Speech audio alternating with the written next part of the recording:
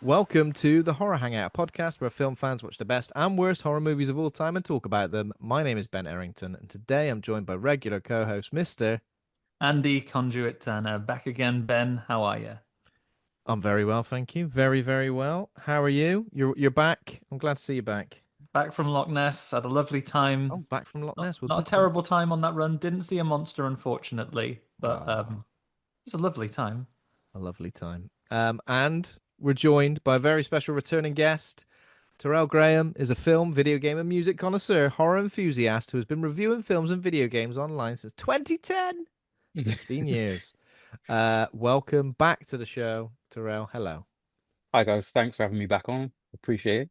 You're welcome, man. You're welcome, of course. Anytime, anytime. We were We were saying that talking just time before. flies. The monkey, early Yeah, the this monkey was year, the Yeah, last we time. got together for. which is what now, like eight months, or Feels like if only I'm working yesterday. It out was like correctly. Yeah, February. time's gone. I feel like this year has zoomed by really fast, and Mm. it's hard to catch up on all the films as well. So many coming out, and Yeah, big yeah, year for horror this year. Any yeah. favorites so far? Um, ooh, Bring Her Back. That one really like stood out to me. Yeah. Um, that's the name, isn't it? I got the name right. I feel like That's I got right. it wrong. Yeah, Yeah. yeah. Bring Her Back. That's the big one. I remember I was watching that, and that just kind of like hit me like a train. Right? It made me feel like Hereditary when I was watching Hereditary for the first time, where it was like, this is like just intense, and I don't know Yeah. where it's going and what's going to happen, and like I was kind of shell shocked by that one when I watched it and walked out and thought that is what I need, like horror wise. That's what I'm looking Yeah. for. Would you say the film hit you like a train in a similar way to the car hit that poor lady in Yeah, that yeah, film? yeah, yeah, exactly like that. Honestly, I think I said this on the episode. Probably the most realistic looking like car accident or a pedestrian getting hit by a car I've ever seen. Because I was like, Yeah. oh my God. And there were a few moments in that film that just one of the biggest like startling things that's happened, like reaction I've had to a moment in a film this year is when she like hits the girl in the bed, where she's like stood watching over her, she's asleep. Looks like Oh she's about to walk yeah. away and it And turns she just like runs smacks her in away. the head. Oh, she like Yeah, lines and up punch. that She's like, yeah. Like that just made me jump because it was like so unexpected and like so brutal, like and cruel. Yeah. Like it was just like that. Yeah, there's a few moments like that in that She like film. puts the guy's like deodorant or sort of like aftershave on and then Yeah, does it.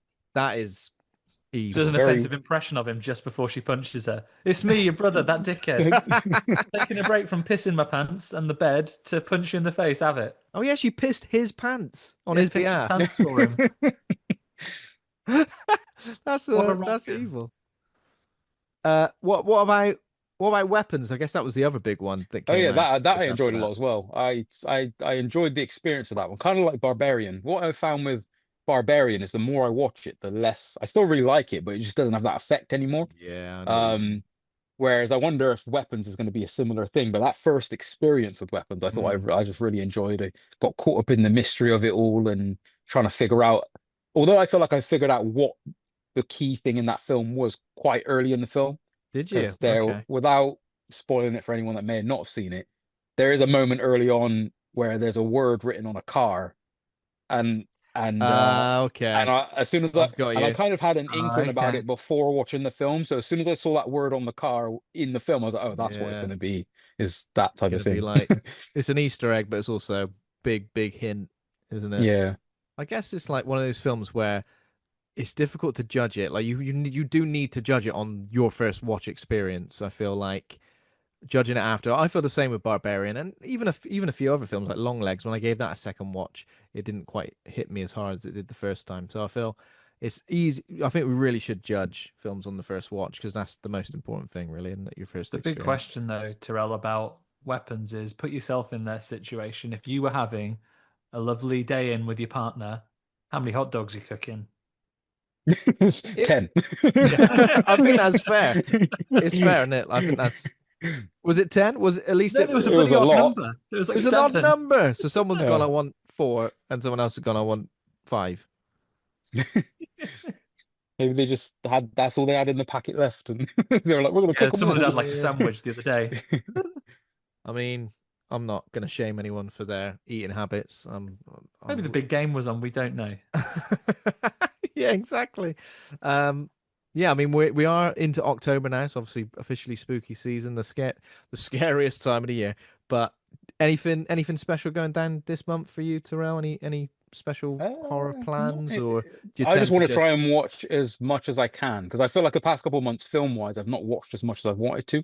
Mhm. And I think I have quite a few horror films to catch up on from this year as well that I want to kind of get into. Like I rented Until Dawn the other day, which I haven't watched yet, Oh but yeah. curious to check that out because I keep seeing this clip from that film of someone sneezing and exploding, and I'm like, what is going on in this film? Yeah, So yeah, it's yeah. That like, is and I a played the game, but I'm like, this is nothing to do with the game, yeah. but I'm curious to see what they actually do with it. I know what you mean. Sometimes that's all you need, and sometimes that's the best marketing. Sometimes just to show Yeah. not like a bit completely out of context, and you're just like, oh, What is okay, this? yeah. Um, yeah. So obviously we've got a few more episodes lined up. This is the thing. I don't think October is necessarily the biggest horror month we've had so far this year. I feel like was August pretty much the biggest one. I think that was when we had Bring Her Back and Weapons and everything like that. You expect October to be the biggest month for horror, but I don't know. I feel like we're getting a lot of releases, but it feels like we've already had the big ones. I Yeah, I think feel it's like the hard, massive ones have Yeah. happened already. Yeah. and it throws your barometer out having had Fright Fest in the summer as well, where you literally blast a load of stuff that's on its festival circuit releases rather than its cinema releases. So it could be that next year, as some of the big hitters that we've seen hit the Mm. cinemas, it's like, oh, it's okay. We've already seen this. We can relax. We're actually ahead of the hype wave rather Yeah, than that is very literally true. drowning in it. There are there is Fright Fest Halloween, isn't there? So that's a good segue to go to that. So Fright Fest have announced 2 days of horror movies, October the 31st and November the 1st. November the 1st, where you'll be all horrored out when you be like, oh God, no more, please. But it looks great because there's a few films that were shown at Fantastic Fest that I didn't get to see Mm. that I'm like, oh hell yeah, now they're at Fright Fest. Looking forward to them. So I don't know if either of you guys have seen the full lineup, but we'll talk about it. It opens with the new Johannes Roberts movie, Primate. Uh, on this show, we love a primate-based horror movie. We've always been we've always been advocates of it. I guess Terrelle, we spoke about the monkey with you. Is a monkey puppet, so it's not quite a monkey, but we've covered some of the big ones. We're gonna list them off, Andy. We've covered Link, chimpanzee butler. Wait, Yeah, orangutan. But orangutan butler. it's meant to be an orangutan, but he is a chimpanzee. That's right, yeah. Link with chimpanzee butler. We did Congo. Is a bit Is a iffy, horror but it's, film. it's a horror film. Okay. Absolutely. Um, We talked briefly Shakma. about Dunstan Checks In. Yeah, we've never officially done Shakma, but we will talk about it. Shakma.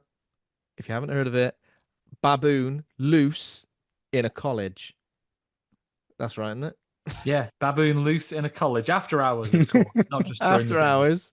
Um, the Monkey chap who shine. I have the comic adaptation of it on my shelf behind me. Oh yes, The author of which describes it as the Die Hard of ape horror movies. amazing. But primate. I guess. Us kind of no, not us. Monkey Shines, Nope kind of counts because there's a horrible, chimpanzee, horrible chimp in that. horrible chimpanzee ripping people to shreds, and I feel like that is what we're gonna get in primate because from the poster looks like a chimpanzee in dungarees. Hmm. So it looks like it's a pet chimpanzee who gets bitten by a rabid mongoose, Cujo Oh style, no! and goes up against a group of kids like having a pool party. Oh, but apes are weak against water. Yeah, but honestly, how good does this sound? This sounds great. I mean, like a creature feature, yes. A primate creature feature, great. Guess what the chimpanzee's name is? Can anyone want to guess? Um, Obo Bonobo. I No. wouldn't have a clue. Chimpanzee's Wouldn't know where to name's start. Ben. His name's Ben. Ben. Yeah, I'm gonna be rooting for Ben during this film. Johannes Roberts directed Welcome to Raccoon City, the Resident Evil movie, the last one. One of the Your 47 meters favorite down movie? movies. What was that? Your favorite movie? Your My favorite favorite movie of adaptation all of your time, favorite without series? doubt. We've also got Deathgasm 2, Gormageddon. We covered Deathgasm on the show, of course, with Emma Cownley. Andy, you backed this as well on Kickstarter, am I right? I bet this hopefully will be receiving Kickstarter copies super soon Oh, as yeah. well. But But this yeah, sounds big fan. Can't wait for it. There's a sort of midquel comic slash video game coming out as well. Yeah, yeah. I've seen the video game advertised, absolutely. Another film called Every Heavy Thing, which is this seems like a sort of surreal comedy thriller, apparently, um, about women going missing, and don't know how much comedy you can gain from that, but obviously something. November the 1st, Affection. This is the movie with the Happy Death Day star Jessica Rothe. A dark science fiction tale of terror.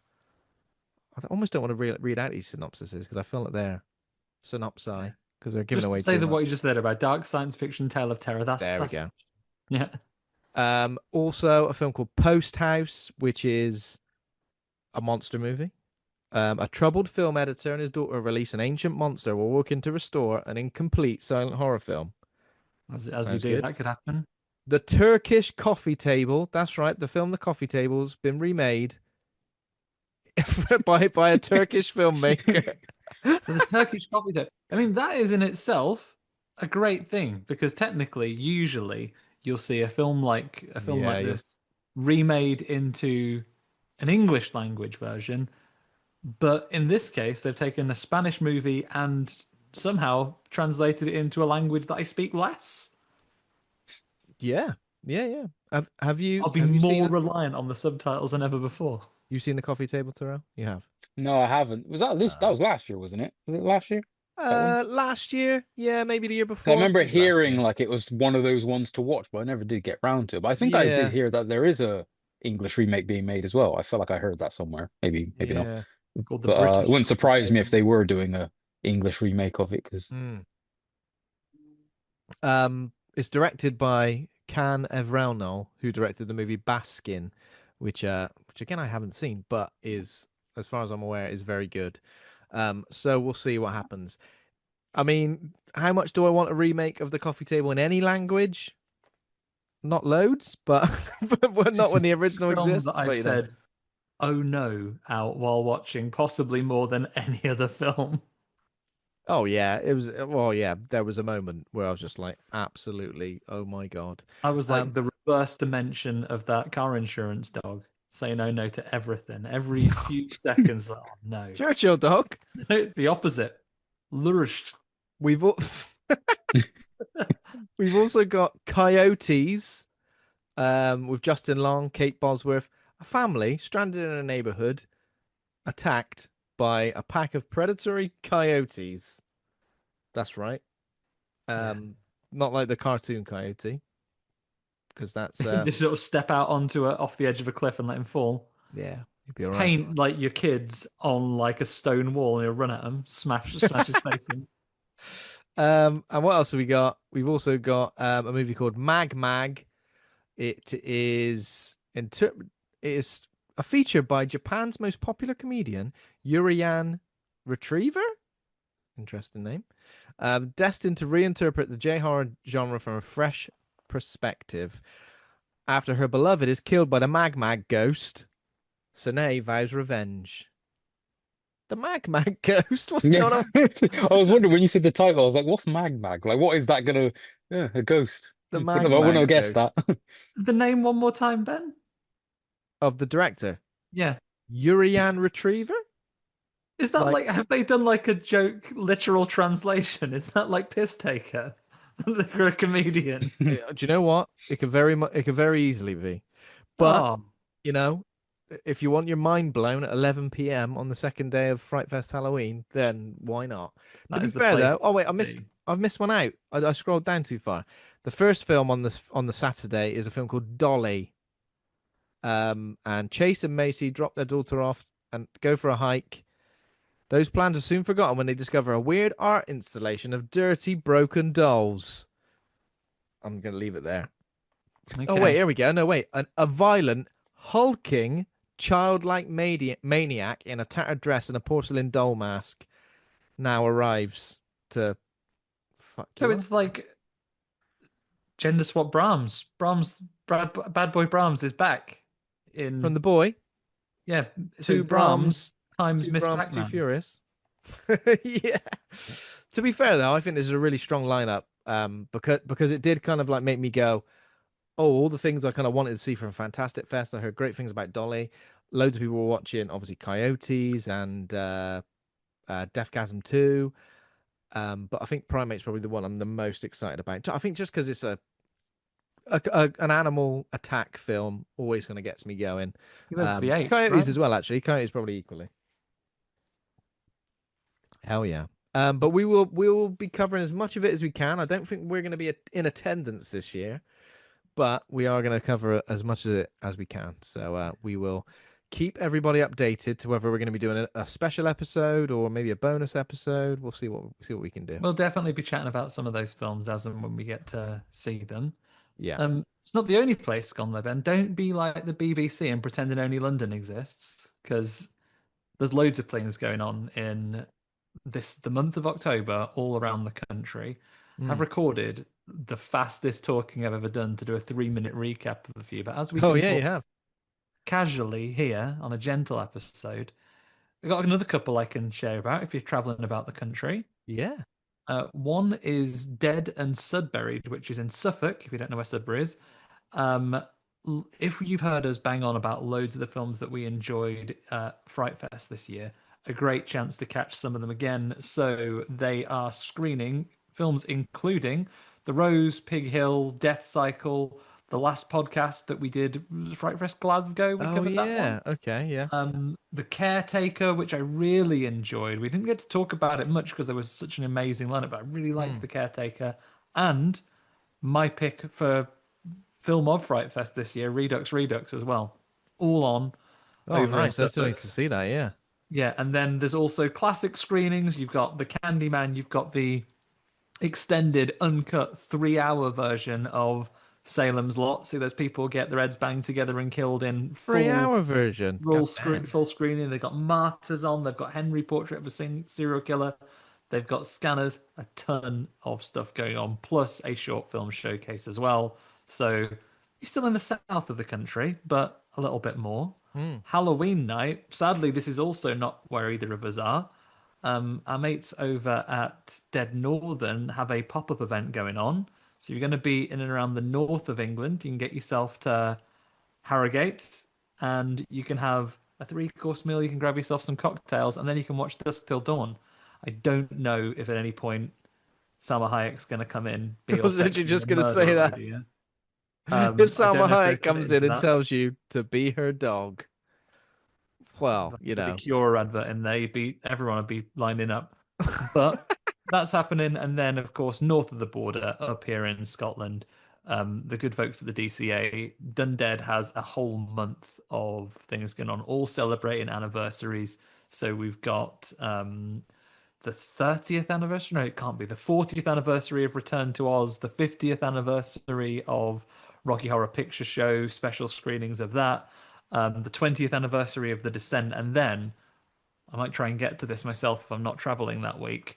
The 100th anniversary of Lon Chaney Jr.'s Phantom of the Opera. Sorry, just Lon Chaney, I think. And it's with a live musical performance. You bit like those Nosferatu screenings where they have oh people yeah. actually playing the music live because there is no soundtrack to this silent movie. So that's going to be really cool. At the Regent Street Cinema in London, they're showing Nosferatu, obviously the 1920s version, and like playing Radiohead songs alongside it. Apparently, I've Okay, just checked. amazing. Apparently, Return to Oz, 40 years old. 40 years old. Mad, isn't it? That is like a bit of a gateway horror film for me. Yeah. The Bloody Wheelers. Yeah, definitely. Like, yeah, those horrible wheelers, that horrible woman in their heads, the horrible gnome king. One more to cover for you, Ben. Grimfest in Manchester, probably one of the other bigger film festivals of the year as well. Hmm. Not going to cover the full lineup, but it is quite a hefty one. 9th to the 12th of October. Other films you'll have heard us talk about, one of them including um, Kia Roach Turner's Beast of War, which is going to be on over there, which is going to be, Oh, I nice. enjoyed a great deal. And a film that you spoke about on one of the reels last week as well, Rabbit Trap, amongst many, many Yeah, more. with Dev Patel. Hell yeah. Yeah. Loads of Stuff, stuff going man. on. So wherever you are in the country, spooky season, I don't want you to get too cozy, get your blankets out just yet. Nip out and watch some horror movies. Yeah, take a blanket with you. Why not? Yeah, you Um, could. We spoke about Forbidden Worlds Film Festival last week. I'm just wondering if Terrell, you knew that was happening in Bristol on the I actually 24th didn't. of No, I've missed October. it every single time they've done it. But Yeah. Obviously, you don't have to go to the whole thing. You can get individual tickets, but it's like Ozploitation, like Australian horror movies this year. oh, okay, like Wolf So Creek, I guess, and stuff. way more niche than way Ah, more niche. Pretty much every film, I was like, well, I've never heard of that. I think the only one I no, heard of was Razorback, like the killer boar. So we're gonna do that on the final episode of October. But yeah, it's good. It's good that Bristol are chipping in with stuff like that because it's always sometimes most of the time we kind of go, oh, London's getting all the good events and stuff, so it's good yeah, stuff comes it's along nice to our have the way a little bit. balance. Yeah, do a Yeah. little Google, everybody, because I haven't even mentioned there was a festival. I'm going to see if Asha can give us some reviews. Oh no, I Asha, saw that. she was in a festival in Wales this weekend. There's Was it Phantasmagoria Fest or something like that? Phantasmagoria Fest, I believe, Yeah, right? something like There that. is Abattoir Festival is in November in Wales as well. Belfast Horror Film Festival is on the end throughout this month as well. There's tons of stuff on. So Mm. before you get settled in your winter wear, nip out and go and see something wherever you are. In your long johns. Yeah, why not? Awesome. When? So we're gonna put out your reel talking about October Film Fest as well in slightly more detail, aren't we? Yeah. Less detail, more Less tiny, detail so fast. This is the tiny, detail. tiny If you want a bite-sized quick detail. recap Yeah, to be able to take into the shower with you, that's you're ready. yeah. Terrell, did I see you saying you're going to be some more Horror Mania episodes might be coming out? Did I see you Yeah, say so I that? want to because I did bounce from the podcast to YouTube for a while, and then Mm. I realized, oh, I don't like being on camera constantly talking. So I'm like, and I prefer the longer format of podcast. So I'm gonna my idea now is to, and it's an idea I've had for years, but I've just never like done it yet. Mm. Is I want to do a series of reviews, like uh reviewing like an original horror film and the remake in the same episode, and Oh, talking nice. about the differences Nice. between them and what I like about them. So I started doing that through watching the remake of Nightmare on Elm Street last week, and I just need to rewatch the original. And then I want to do Texas Chainsaw Massacre as well because that Ed Gein show has just come out on Netflix. So Yeah, yeah. I've heard a lot of people saying it's not very accurate, but yeah. I guess. And I kind of figured I never watched the Dahmer one, but I heard that apparently it like sensationalized and like Dramatized. dramatized it a bit too much, which Yeah, made people like him. So yeah. whereas like People this isn't a first likable after him. person. Yeah, Yeah, Yeah. stop making these horrible blokes. Like, just firstly, stop having like real sexy, handsome men play them. yeah. Yeah, yeah, And then yeah. second, stop making them like a bit cool. Then again, what would you do? Like, would you be the actor? Like, right, we want you for this role. We want a fucking So you munter look to play ugly this enough. guy. You look Yeah. like a Well, this massive audition loser if says you'd be a ugly serial fella, killer. ugly bloke. Yeah. Well, that sounds good though. I mean, like comparing originals. How did the Nightmare on Elm Street remake hold up? See, I think I've always liked it a little bit more than most people did. But then I think when I've watched it, I think the last time I'd watched it according to Letterboxd before now was like in 2020. And I think back then I liked it a little less than I thought I did initially. But I still think it's got moments where I think it shows a bit of promise, but Mm. then it gets held back by trying to copy the original. Whenever it's copying an iconic scene, it's like, why are you doing that? Like the scene where Yeah. she's thrown across the room, like at the beginning and stuff like that. It's like that. It's like almost comical in the remake, how like over the top it Mm. is. It's like from But they that have. era almost where they want to go big and bold with everything because big and bold and CGI is better than practical. And it's like, no, it's not. It's like, Did they made Freddy Krueger just like outright bad bloke, didn't yeah. they? And they give him a little backstory where you see him as a normal person with the kids in the nursery Yeah.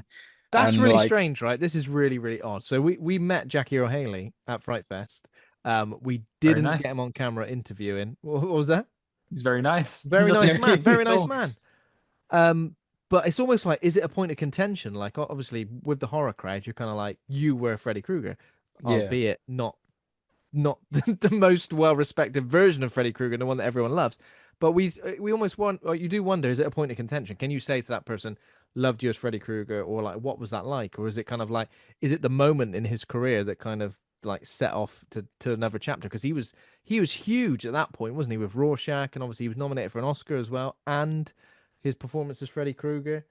It's Yeah, so you almost never know if like, it's like a sensitive spot, like it's hard. yeah, But then I yeah, guess for him to be at a horror festival, you've probably got to yeah, be somewhat prepared for someone to mention it, whether, yeah, especially in a positive way potentially. Because I think that's why I've kind of always not minded that film, is I kind of always liked his performance because it was different. And I think that's what people didn't like about it. Whereas I prefer he did something different as opposed to trying to copy Robert Englund. But then watching yeah. it recently, I That's feel like true. he's actually not in it enough. Like Mm. No, he only pops up every now and again and just says a few lines and then he's gone. yeah, That whole series, and I talk about this in a bonus episode we've got coming out in a little bit more detail. But I think Nightmare on Elm Street, your big challenge is that Robert Englund is so well known and beloved in this role, and unlike Michael Myers or Leatherface or Jason, you don't have a master hide behind. It is Yeah.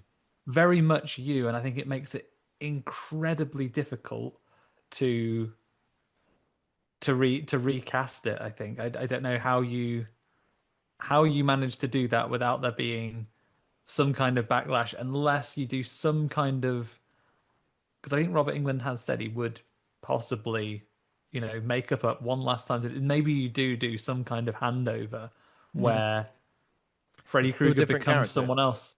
Regenerates like Doctor Who, like just gets a Doctor new Who. body. Yeah, it's It's like, oh, I'm difficult, isn't young it? again now. I'm probably got Mm. 10 movies in me. What would you do, Terrell? What would you be your? Have you ever thought about it? What you would do in terms of remaking Being that Freddy now? Krueger. I was Have you thinking thought about that about being last week Freddy Krueger? actually. Like I think I don't know what I would do casting wise, but the part of the remake that I really like and I think really works is it starts to focus in on sleep deprivation a bit more. And they Mm. have those moments where they're like micro napping and drifting in and Oh out of sleep, yeah, and you're yeah, seeing yeah, like the reality blend with the dream, and Freddy's like walking towards them, and then it's like in flashes of frames, he's there and he's not. And I yeah. would like go straight into that side of it. If I was to like make my own film or like a sequel to it, I'd say, not a remake of the original one. I would focus on that angle of it and like the mania that gets caused from like lack of sleep and how disorientated you get and Hmm. how that could really play into having someone hunt and kill you when you sleep. I guess a legacy sequel where all of the other films still exist in the timeline. Because obviously, legacy sequels, the cool thing to do lately, or the common thing to do, is kind of like do a legacy sequel at, and the first film is the only one that is canon. The rest are kind of like vetoed. That should be Um, illegal, unfortunately. So you've got to that should take them all. you got to take. I feel like you should. Well, but I feel like with Nightmare on Elm Street, like you can't delete any of them from. There's too many good death scenes. I saw an interview with Robert Englund the other day, and they asked him what his favorite kill scene was, and he said the hearing aid one. And I went on Ah, YouTube to yeah, yeah, rewatch it. And I think that's from like Nightmare on Elm Street 7. And it is a yeah. really good one where he's like dropping the pins and they sound like Really torpedoes good. and just blow up the kid's head. Yeah. Are there any Oh, good kills in the remake? I've not seen it for Um, ages. The long no, not really. No, it's more like the dream. What I liked is like the dream transitions. Like when the girl sat in the classroom, it just suddenly like in a very like sudden way just shifts into like the dreamscape and this school looks all old and like decrepit and abandoned and yeah. then there's those other moments where like yeah, like I said, the main scene's in a pharmacy towards the end where they do it really well, where one of the characters is trying to get the sleeping pills, but the pharmacist isn't giving it to him. And she comes into the shop, and I think she then like drops to the floor, and that's when she starts drifting in and out. And as Mm, she's looking at the entrance, it's like flashing to the boiler room and the pharmacy, like back and forth, and you can see yeah. Freddy walking towards her. it's good. We'll have to do the remake one of these days, Yeah, man. we'll have to.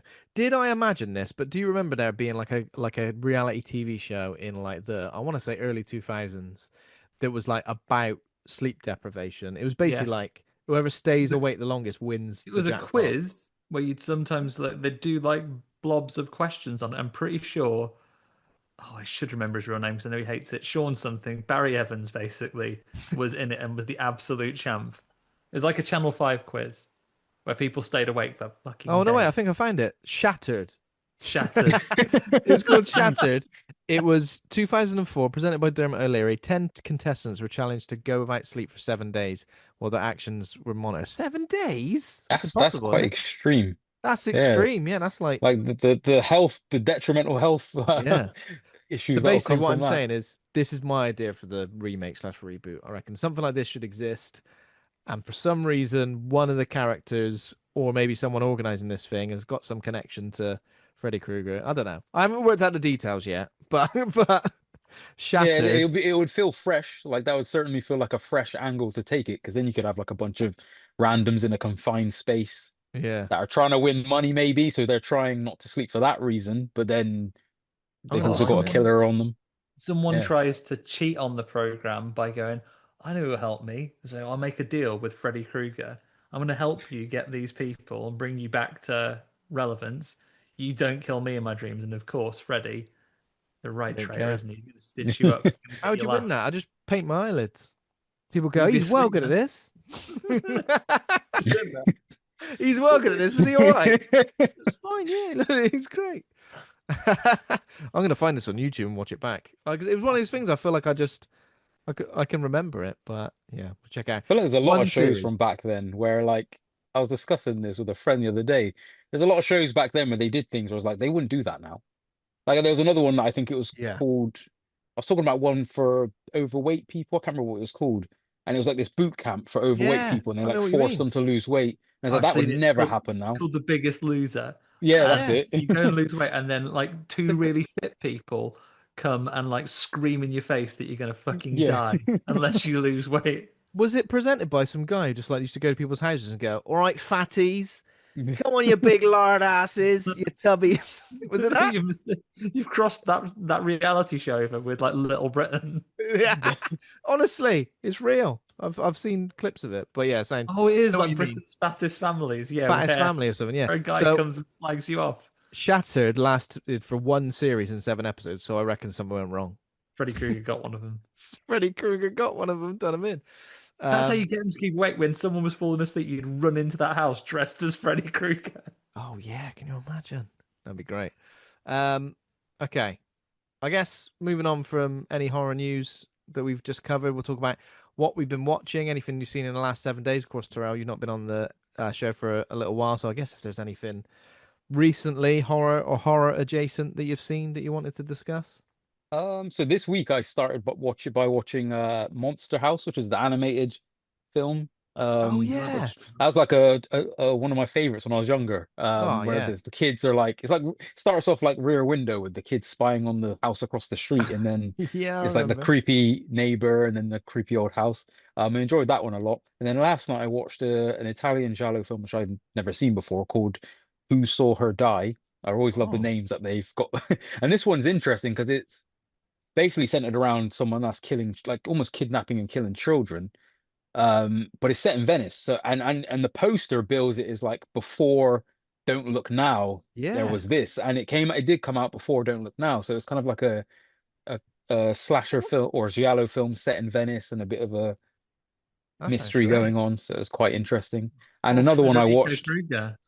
and another one I watched is from Sergio Martino, and that's called The Case of the Scorpion's Tail, which is one of my favorite giallo Oh films. wow.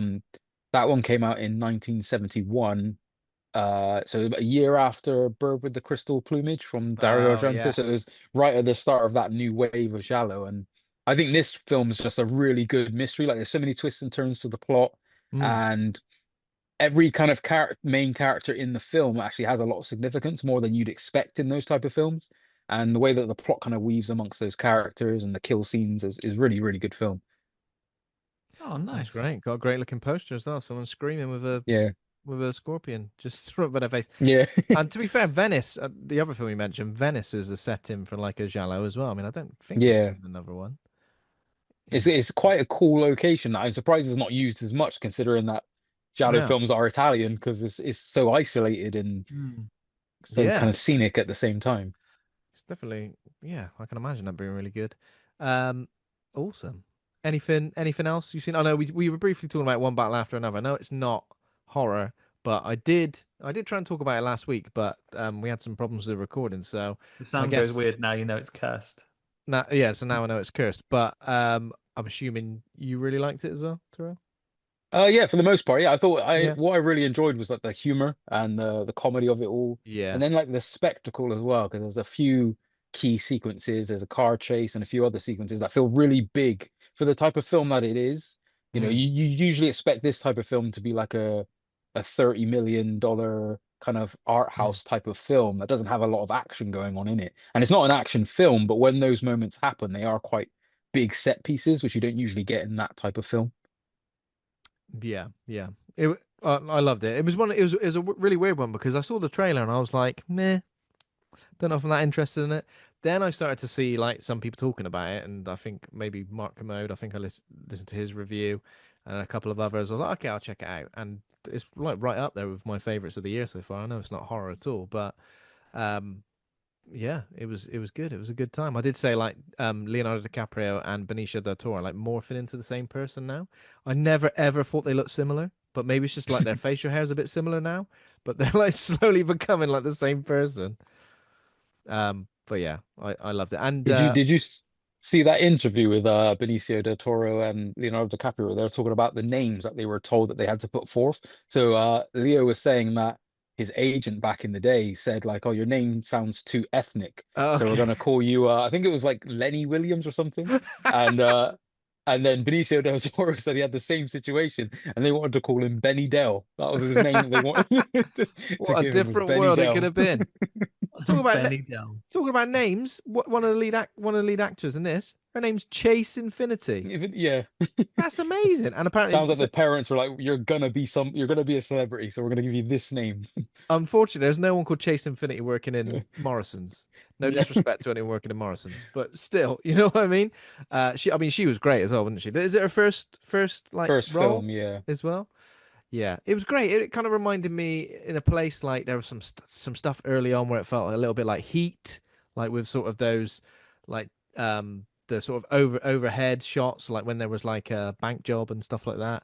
And it really gets you pumped up, doesn't it? The kind of film where you're just like, yeah, I want to be involved in a revolution. Yeah. But I just went home and had a cup of tea. Tell you what, Ben, watching the news, you might get your chance. Don't careful what you That's wish what it for. felt like, though. Honestly, it did. It felt like this is the film. I mean, that and Eddington, which I've not seen all of yet, Mr. but it Ben just feels like Eddington, that'll be you. those two films, the fact that those two films are coming out now in Yeah. 2025 is crazy because it almost I find feels it like so fascinating. Like it's like, I find it, and I think more so Eddington, because I think when I watched Eddington, I was like, this is hilarious because thinking back to 2020 and just the whirlwind of that, this is mm, capturing that so much that I think someone in 10 years' time that wasn't around, or let's say 20 years' time, who wasn't around when 2020 can look back on it and be like, oh, this is what people were like. And it would seem absurd, but it's like that's what it was like with the yeah, whole mask thing and the contention. And then obviously what happened a few weeks after in America, watching yeah, that unfold and then how social media reacted to that and then how it all went great. It was Mhm. like this is Eddington. Like it felt like a scene from Eddington,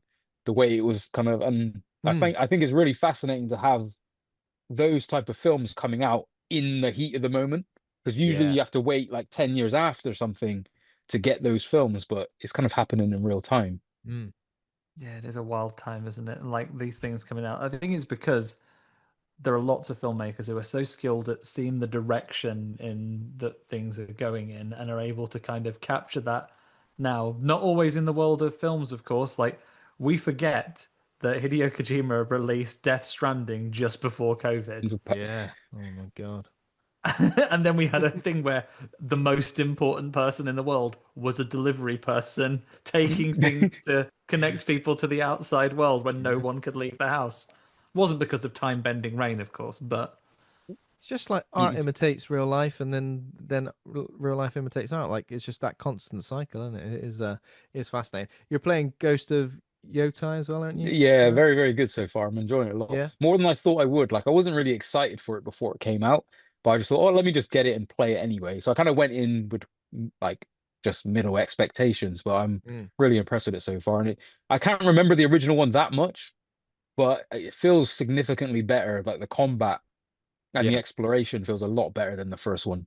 Does it still give you the Kurosawa mode where you can play it in black and white? Because that I Yeah, love. you've got that, and then you've got I forgot his first name, but his surname's Mike, the one that directed Audition. Takashi Miike. You've So it's you've like got a mode for him where the camera goes up real close during the action, and there's just tons of blood, yeah, and it's like really, just really like geysers of blood, right? Yeah. yeah, and it's really, really like visceral, but like it makes the game better because it Oh you man. feel the weight of your actions a lot more when you're just slicing people up and the blood's just splatting everywhere. And yeah, I think that mode was great. inspired by 13 Assassins, his film, which I've not Oh seen, right. but Okay. I've No, I haven't. Apparently that's a very gory samurai film that he made. That's really good.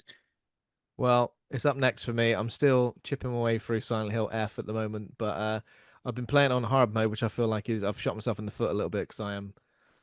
They're Struggling. like my weapon is breaking every 5 seconds. I'm just really Uh, struggling. I'm just Oh, running. what I'm pretty much degrading just running. weapons? Not playing that.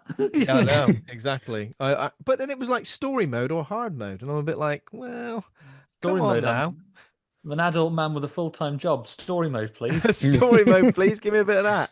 Yeah, please do a little bit more to respect my very limited free time. I'll It be is. absorbing this story with minimal effort. Thank you. It is good though. Some of the like creature design and some of the boss designs are like grotesque. And it's weird, like it doesn't quite feel like a Silent Hill game at the moment, but maybe just because it's not set in Silent Hill. I know we've had Silent Hill games not set in Silent Hill before, but I feel like that's the bit I'm kind of struggling with currently. But still good as a standalone thing. Um, a copy for that actually arrived today. did Ironically, my it? copy for it. Yeah, Very I good. probably won't start it for a few weeks. I still got to finish Chronos: The New Dawn. I've been playing that as well. Oh yeah, of Oh, course. Um, What's that like? that's Yeah, what good. is that like? yeah, that I've been enjoying that. That is very much a if you're a fan of Dead Space, that's gonna give you that like Mm. scratch that itch. It's very much like a Dead Space, Yeah, but just set in Poland.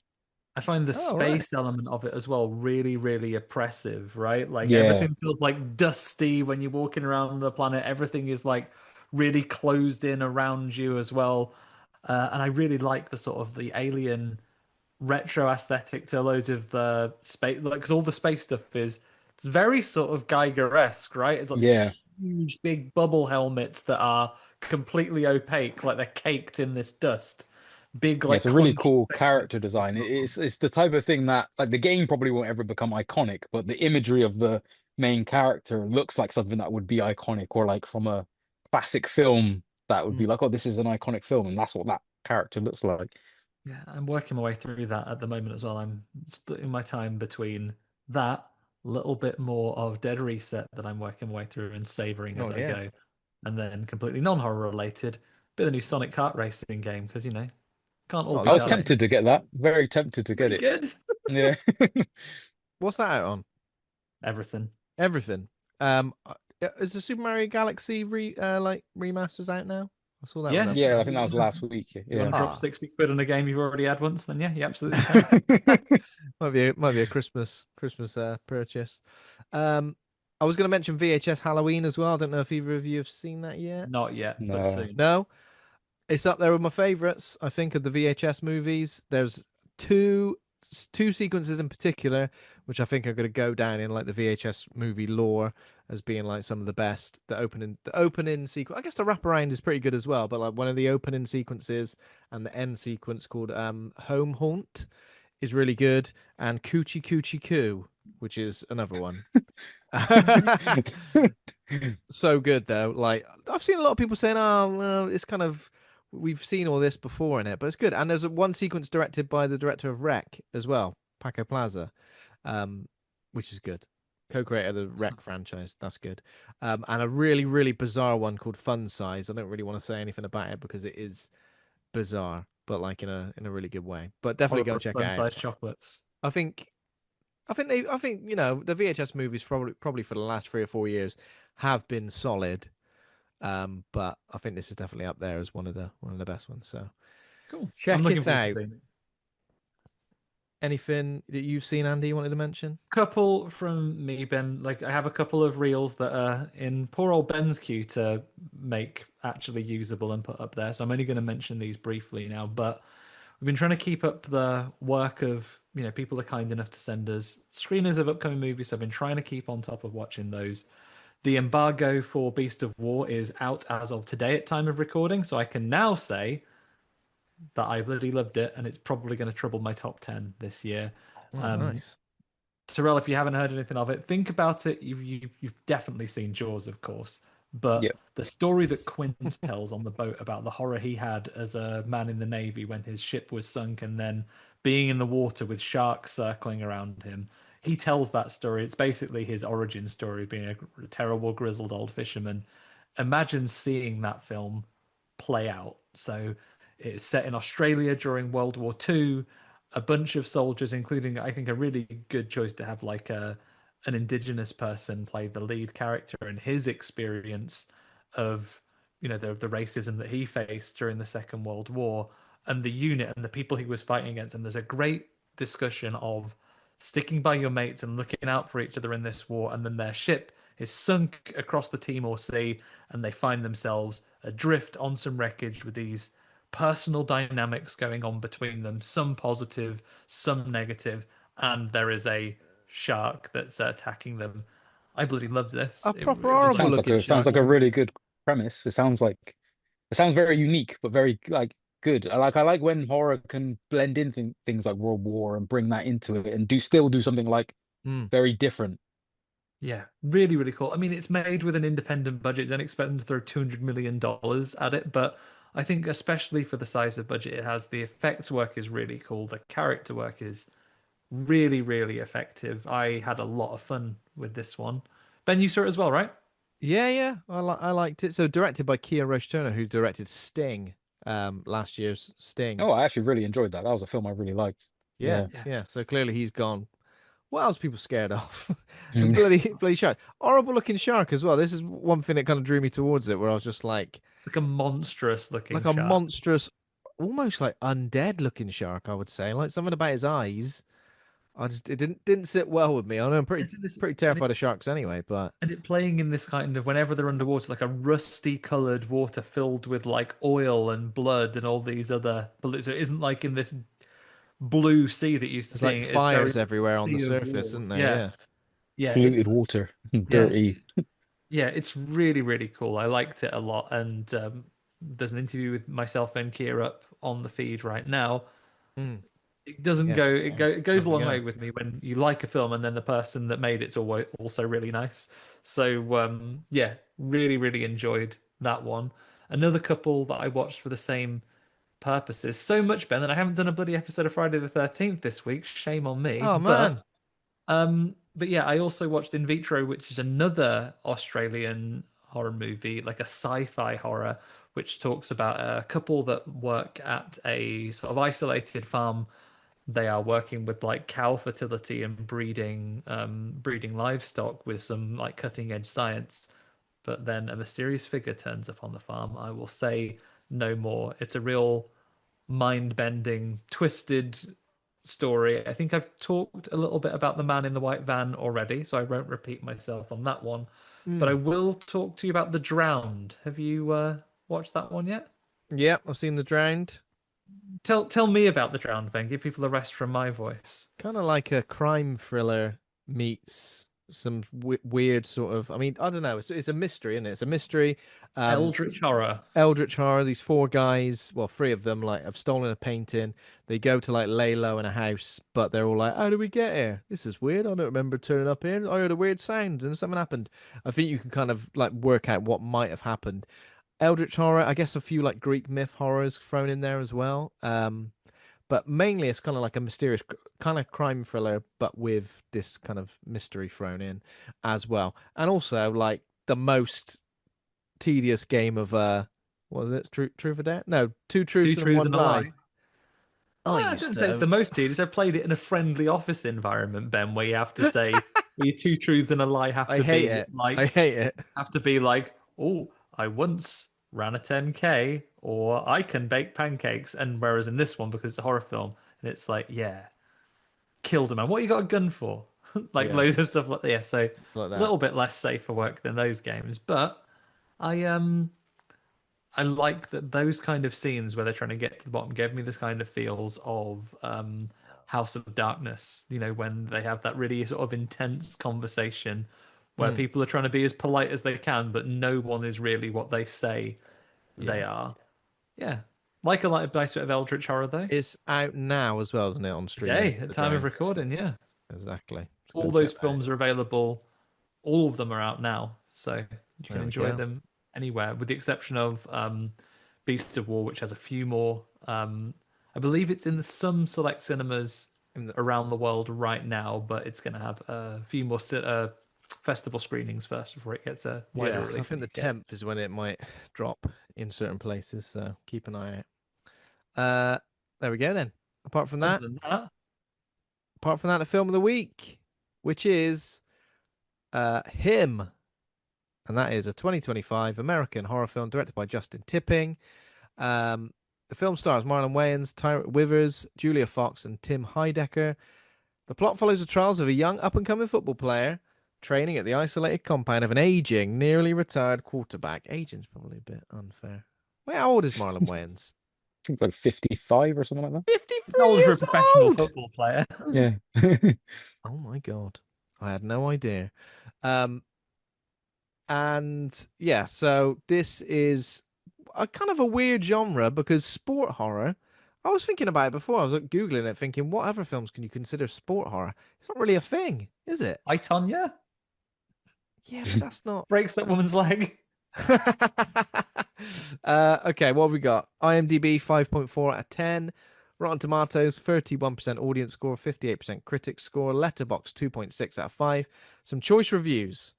Nightmare Maven says The Substance for Men. 3 stars. This is what I was thinking when I was watching it. It's more like Suspiria for men. What I was thinking. Like Hmm. not as good as Suspiria, unfortunately. But like The Substance for Men, if there was loads of body horror, then yes. But I kind of thought those weird kind of like because women in their sort of like ballet school situation, and taking what would be the male version of that, and I guess yes, it is like testosterone fueled um American football, I guess. Could work, could work. We'll decide if it has. David Delrich says a rock-brained football horror movie that's as subtle as being sacked by £300. 1.5 stars. Oh dear. M says, what if Marlon Wayans makes fun of this in Scary Movie 6? That's an interesting paradox. 2.5 stars. And Joe says, a lot felt unexplained, sickening visuals and cool aspects that I appreciated, but overall underwhelming at times. That's 3.5 stars. That's still pretty generous in terms of a star rating. Jordan Peele's name was obviously attached quite heavily to this, but I think he was just a producer. Is that right? I guess that Yeah. was a like get bums in seats thing going He on went to because some meetings, he signed a few checks, shook a few hands, like in that video meme that we always see. yeah. So because it's weird because I don't think Justin Tipping has directed tons of stuff. He directed a film called Kicks, which is like an adventure film in 2016. And other than that, I think he's done some episodes of things like, so he's done episodes of things like Joe versus Carol. There was a dramatization of Joe Exotic versus what's her name, Carol Carol Baskin. Baskin? Did you know that happened? Like a dramatization of it, not the No. real thing. No. No. And things like Run the World and Dear White People and stuff. So like obviously he's directed a few things, but I feel like this is his first foray into horror essentially. Okay.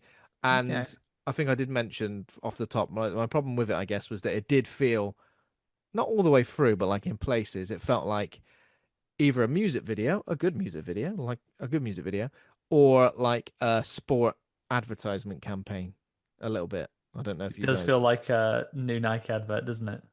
Yeah, I don't know. For me as well, one of the biggest challenges, and this isn't it isn't to disrespect him as an actor, but whenever I see Marlon Wayans in there, because he, like, for me, he's had a varied career. He's done serious, he's done comedic. But whenever I see Marlon Wayans, my brain goes to, you're a comedy actor, you're a funny actor, and you seem to, and then I'm always waiting for him to like crack a joke in these things. I see him in like an incredibly straight role, an incredibly, I know that you can be two things. You can be a comedian and incredibly like physically intimidating. But he's an absolute unit in this. He's built like a tank. He's like a wall. And I like he does have moments in this film, doesn't he, where he kind of weaves between maybe that more serious, and then it's like, oh, that's Marlon Wayans again. Like the humor that he just peppers in to Mm. certain moments of the film. It's like, oh yeah, that's definitely him. So you're having a lovely bit of banter, and then before it's like, here, let's watch this fella get a football 100 miles an hour in the face. Oh yeah. Oh my God. I don't know what that bit was about. Was that because they were like, "Oh, we got you, didn't we?" I was like, "Oh, didn't Well, fake. Can't fake that." you got yourself You several got times in the yourself. face. Marlon Wayans is a weird one because obviously it's either like obviously Scary Movie, White Chicks. Um, do you does anyone remember the film Little Man? Yeah, where they like Little man. CGI'd his face onto Little man, right? the effects were so bad. The effects are terrible, but honestly, if you want a good time, and I'm not saying it's a good film, I'm not saying it's a good film, but if you want a good time, watch Little Man because you will literally not believe the things you see. It is unreal. He's like a convict. He's like a little, like a jewel thief or something. And they go, well, now you're a little baby. It is ridiculous. Your punishment for being a jewel thief is we're gonna make you a baby I can't now. remember. Is he like is he like hiding out or like I Kind of can't Yeah, I think escape he's as a like trying baby. to steal something from the house, so he goes undercover as a That's baby right. So it's to basically like like. it's like Orphan, but but like kid wise. But obviously, I remember obviously from the most ridiculous comedies, but also things like Requiem for a Dream, like he like really like intense performances with that. Um, so yeah, but I tell you what, he was really good in this. I did like him in this. I think he Yeah, was. he's a great actor. This is the only thing. Like I feel like a bit like in Sinners, where Michael B. Jordan had to wear like a hat when he was the serious one and a different hat when he was the fun brother. I think Marlon Wayans, as an actor, should make a statement that says, "Look, if I do my hair this wise, I'm going to be funny. However, if I have this haircut, I'm going to be serious in this film." So you can adjust your brain chemistry and your approach to the film based on a visual cue that I will give you. Maybe like even says, "Look, if I wear a little armband, it means I'm going to be serious today." Because I'm always waiting. I'm always, what's he doing this time? Mm. But to be fair, like despite the fact there are a lot of interesting themes here, I just don't think it ever elaborates on them enough, does it? Yeah, I think that was my issue. Is I I think the problem as well that you get with a film like this is if you put Jordan Peele's name on that poster, people are gonna expect a Get Out or an Us in terms of having something to think about and to dissect Mm. and themes to like pick apart. So I think it almost does the film a disservice to plaster his name all over the poster because a lot of people, like I think general audiences, they're not looking at the smaller print of that. They're just seeing Jordan Peele, oh, it's the new Jordan Peele movie, and it's like it's not, but they're gonna see it that way, so they're going to go into it looking for that stuff. And I just don't, I, I don't, I don't know if it's a case of they just went full tilt on visuals for this film and just didn't care about the substance, or if it was because the film's, I think it's edited quite well, but I don't know if it was a case of in the editing process, it just got so trimmed that all that extra stuff kind of got cut away and it just ended up being so much visuals without the substance to it. It What really I'm did feel like conscious that, of yeah. Sorry, from, Andy, go. no, sorry, Ben. Like what I'm conscious of from my side is, and sadly between the three of us, like we have, some of you guys have a passing like understanding of American football and the way it works. The thing I was worried about watching is there something that maybe doesn't quite directly translate to me as one, not someone who's hugely attuned with NFL, but I also don't know much about the business side of it apart from what Mm. I've seen in a couple of articles. Maybe if we were super attuned to the way that American sports leagues work, and we were talking about it just before we started recording, the way that the draft and college football works and how these incredibly talented people don't earn that much money for themselves until they are drafted to a club, and that is your, it must be an immense amount of pressure, right? To be between 18 and 21, a young person hovering on that thing where am I going to have a huge career out of this, or am I going to suffer an injury or not quite make the big leagues? And then basically something I've invested so much of my life into, I now can't pursue anymore. Mm. Like maybe if we'd seen that a little bit, maybe if we'd known a little bit more about it, we might have a different approach to this film. I Or almost maybe we're right and it's not there. I almost feel like there needs to be like a real world narrative going alongside it. Like this boot camp thing, fine, I'm in for that. But I almost feel like the the real world the sort of the knock on effect into the real world needs to happen as well. Like I kind of want to see him maybe like actually playing football as well. And these things, and he's seeing things, and I kept thinking, what if he goes for that long pass and he sees one of these creepy figures, and then and then he like chokes and then gets wiped out, and then people are like, "What's wrong with you? What's going?" I was almost like building the narrative in my head. I'm like, "This is cool. This stuff's cool. The boot camp stuff's cool. Could easily be the first third of the film, or like Yeah. a middle act, and then later on we get a bit more." I just feel Because like it then it gets could have really. been, sorry, then it could have been No, go more on. like a actual sports film and then Yeah. have horror in it. Whereas it's like it feels a bit removed from the sports film aspect of it because it's about a sport, but it's not like focused on the sport in any way. It's more about like the person behind the sport, I Mm. guess.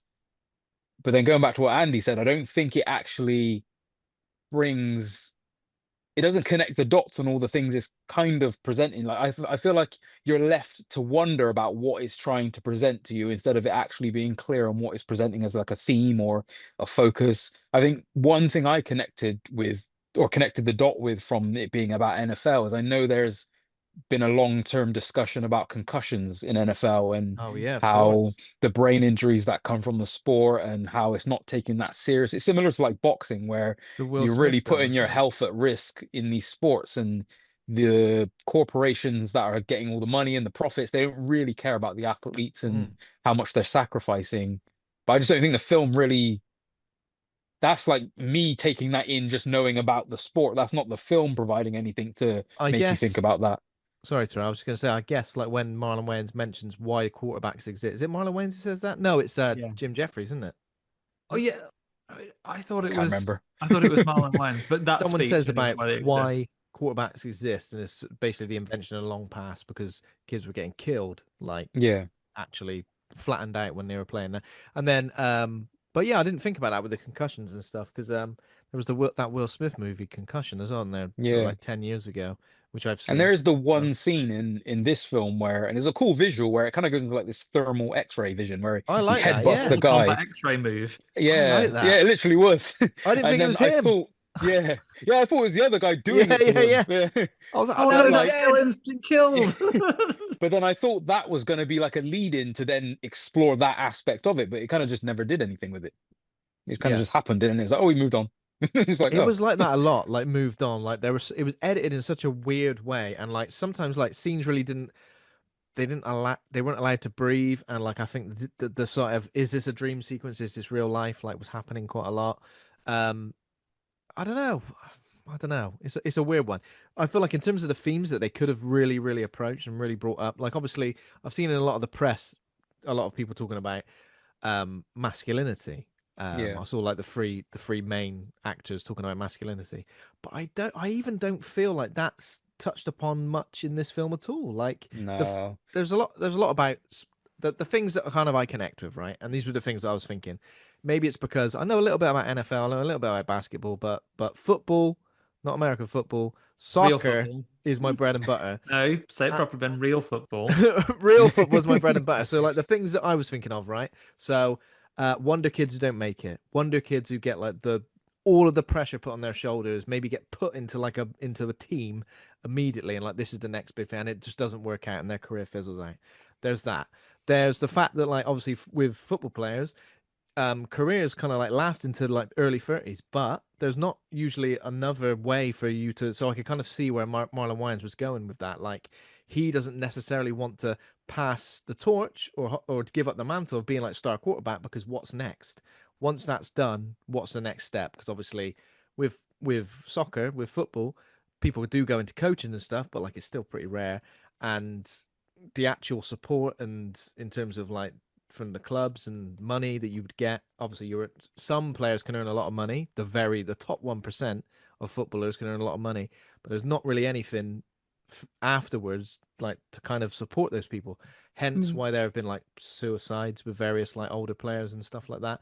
So that was kind of like the stuff where I felt like a little bit of a connection with it, The stuff you but it can just take never away took it from and that, yeah. ran. It never took it and ran. Sorry, Andy. No, yeah, just expanding on your point, Ben, I was going to ask you about it. Like, do you think had it been based on another sport you knew more about, you might be able to draw more of those stories? Because I can't say that I know much about sport, but like I've heard a podcast about it, so I know how how football players like Paul Gascoigne had Mm. and the struggles that they had with it, particularly at the Yeah. time they were playing football, where he became incredibly rich and famous when he was Yeah. super young and was encouraged in certain behaviors. And then until those behaviors came problematic and destructive, it was in the 90s where you could be a world class athlete and drink 20 pints a night. But like Yeah. there's those things and the pressures and what not only the pressure but what success can do to a young person. Mm. I think there's a lot you can take away from that. Do you reckon you would have gelled with it more if it had been a sport you knew more about? I don't know if I don't think it mattered what sport it was because I feel like the human stories I would still connect with no matter what it was about. I'm the kind of person who I'll watch a film based on, I guess pretty much anything to a degree. If it was a badminton movie, the human story might be interesting. I'll watch it. Why not? Don't know why I thought badminton before the films. But I feel like if they could have just taken these themes and maybe like really got down into the nitty gritty with it a little bit better. I guess there's a lot about expectation and kind of like living up to, he wanted in a way to live up to the expectations of his dad who was no longer with us. It wasn't like he was a successful footballer. He'd kind of like put all of his expectations in his son. So there is a lot of stuff, but I feel like it never quite settles in a direction. It kind of just throws a lot of stuff here and there. This looks cool. What's with all this religious and satanic iconography all of a sudden? That didn't really have much of a impact, did it? So That that's didn't the really make thing. I sense. feel like the problem with the film is like I feel like we've done more work just now thinking of the themes and what it could link than they did because I feel like they just Yeah. didn't actually. It's almost like they expected everyone to assume what those themes would be, but there's nothing in the actual film that really goes into those things. I saw someone mention about the dad in terms of toxic masculinity, which I can kind of see because he was kind of really forcing it upon his son when it starts when he's a kid and stuff like that. He was really forcing that idea upon the son. You're going to become this. You're going to do this. You're going to do that. And I think it's implied that because it does show that the dad passed away, didn't he, when he grew up? Mm, Hmm. But I think it's implied that message is kind of lingering over him as he's grown up. Like I've got to do this for my dad because my mm, dad kind of set me on this path to become the goat and this, and this. But then once again, it doesn't really expand upon it, I don't think. mm. Yeah, can you And imagine then that level? Sorry, Terrell, you finish your thought. and as I say, and then the cult aspects of it felt really weird because when they first Mm. arrive at that facility, and you've got the weird woman outside and the few cultists outside, like I think she spits at the car when he's driving past the facility for the first Yeah. time, We don't and you're want like, you this or is a bit something. weird. And then I forgot about them completely, and then towards the end, she suddenly shows up again in a scene How'd in they like a get in? sauna, How'd they and get yeah, in? and it's like, what's that about? And then of course the final scene kind of tries to be cult-like, but I guess it's trying to symbolize that sign the deal with the devil type thing. Sell your soul to the devil to try and become the greatest sports person Yeah. Or type that of like sport in a way is cultish, I guess. Like they sort of yeah. showed those people as like the super fans, and sort of that representation of it. Yeah, I just think like yeah, it just felt very loose, didn't it? It felt probably too loose for me to actually like grasp anything, You want really. a little bit more of an overt connection. You want a conversation where someone goes, "Should we do the cult stuff now?" Yeah, Yes, or absolutely. I'd have That's not loved. Do what you know what I would have I loved? Marlon Wayans does not want to be forced out. He's the old guard. He does not want to suddenly give way to a new generation, and he's going to sabotage that person in any way he can, physically, mentally. It could have been it could have been real like warfare that he and this is the thing. I felt that was the way it was going to go, and then it kind of just didn't. want. Um, so yeah, a You little said bit about the dad, and that disappointed. kind of segues us to the start of the plot summary there, because we have the opening scene where, as a young boy, we're watching the game, and this is when his dad is standing over him, doing that like kind of real heavy enforcement, like real bedding into him, like, you see this is gonna be you in the future, and he gets him to shout like, I'm him. Can you imagine? I don't know about you guys. I don't think I have a bad relationship with my dad, but I don't think I've had that much encouragement, even if I was to crystallize every bit of encouragement he's given me over my entire life. It's never been that intensive. I And I just mean, I'm kept not thinking, like him and goat. That's like what people have been saying in the last 10 years. No one was saying it back then. No one was saying I'm him and he's the goat. I'm like, no one knows what that means back then. There's people now who don't know what that means. I'm him thing. And imagine, can you imagine if that was translated to other things that weren't just sports? We weren't a big sports family. Imagine that I could have been watching like Richard Osman hosting his first quiz, and my dad would be like, "That's gonna be you one day, mate. You fucking say it." Come And on, ah, I'm him. Ah. Yeah, I mean, this is the thing. Like, even that, I didn't feel like that was toxic. I was a bit like, yeah, come on, like. it didn't feel like real bad. It wasn't like you are gonna do this, otherwise I'll disown you. That's Yeah, not. like never treaded into abuse or No. like anything like that. It was And just kind of and even when passion. he talked about it, he was like, when I was training football, and it was raining, and it was something. I was like, there's a line, isn't there? There's a line between like being dedicated and that. If you want to be an It's, elite athlete, most of the time, you do have to put the hours in, but but does it it never speak to kind like of. it being your dream versus your Yeah, parents' dream? true. And we see that, right? Don't we? It doesn't matter whether it's a sport or a talent or a skill, like helicopter parents who are like, yeah, I'm gonna do my work. I'm gonna get up and I'm gonna drive you to the swimming pool or the auditions or whatever it is at Yeah, six yeah, o'clock yeah, every morning. But it is my dream as a parent that you, my child, are going to live this dream that I have. yeah. And I'm gonna put every bit of energy and resource into encouraging you to do it. And as much as I'm gonna work and make it happen, it's you that's got to do that. And we explore it a little bit later when he talks about a period in his life where he didn't want to do it and he just wanted to be a kid, and his dad made him feel like he'd like let him down a little bit. Yeah, but almost like we don't see enough of that, If we saw some stuff of that in the early scenes, and it wasn't just him talking about, because I don't get the impression that Cameron Cade doesn't want to be a footballer. I get the impression he does. It doesn't make me feel like, oh, I'm doing this because it's all I know. I feel I think like, at that point, like he said, that like he wants to, that his most important thing when he describes it later is that he wants to give his family everything that he feels they deserve, and he wants to give his family mm, a good life, and he knows that he's got to a point where his football skills would allow him to do that. So mm. maybe he does want to be a football player, but does he necessarily? Is it all absorbing to him that he needs to be the biggest and best football player in the Yeah. world? What does what does Marlon Wayans say at some point? Sorry, I should refer to him by his character's name, Isaiah White. He says something at the moment. He's like, as a black quarterback, I had to You be have to be great incredible to be just to be good. great. Yeah, So that's it. what can you imagine I had to do to be the greatest of all time? And that was, yeah, that was, I guess that was almost like, okay, I get it now. But then again, it needed to elaborate on these things a Yeah, little there bit needed to more. be like more. It's like there's little flashes every like there. That's what makes me wonder whether certain things were just cut out. Because I almost feel like the film's are like 90 minutes long. I wonder if there was like an extra 20 minutes, say, that Mm. was there that they could have spent on developing the themes a bit more to like make the rest of it. And maybe the studio was like, no, we want a 90-minute just thing, give it all the visuals and Yeah. because like I think the visuals of it all are enough to sell a good trailer because Mm. it's got all the imagery that you'd want to see, but then I think the promise of what's underneath is just missing. It doesn't have to even be a huge scene as well, but especially given the theme that we with Isaiah talking about how he had to be as a black quarterback, he had to be great just to be considered good. You could have just had maybe in that opening scene, like the subtlest little bit there that you could not take in at the moment, but then revisit later when he's injured on the field.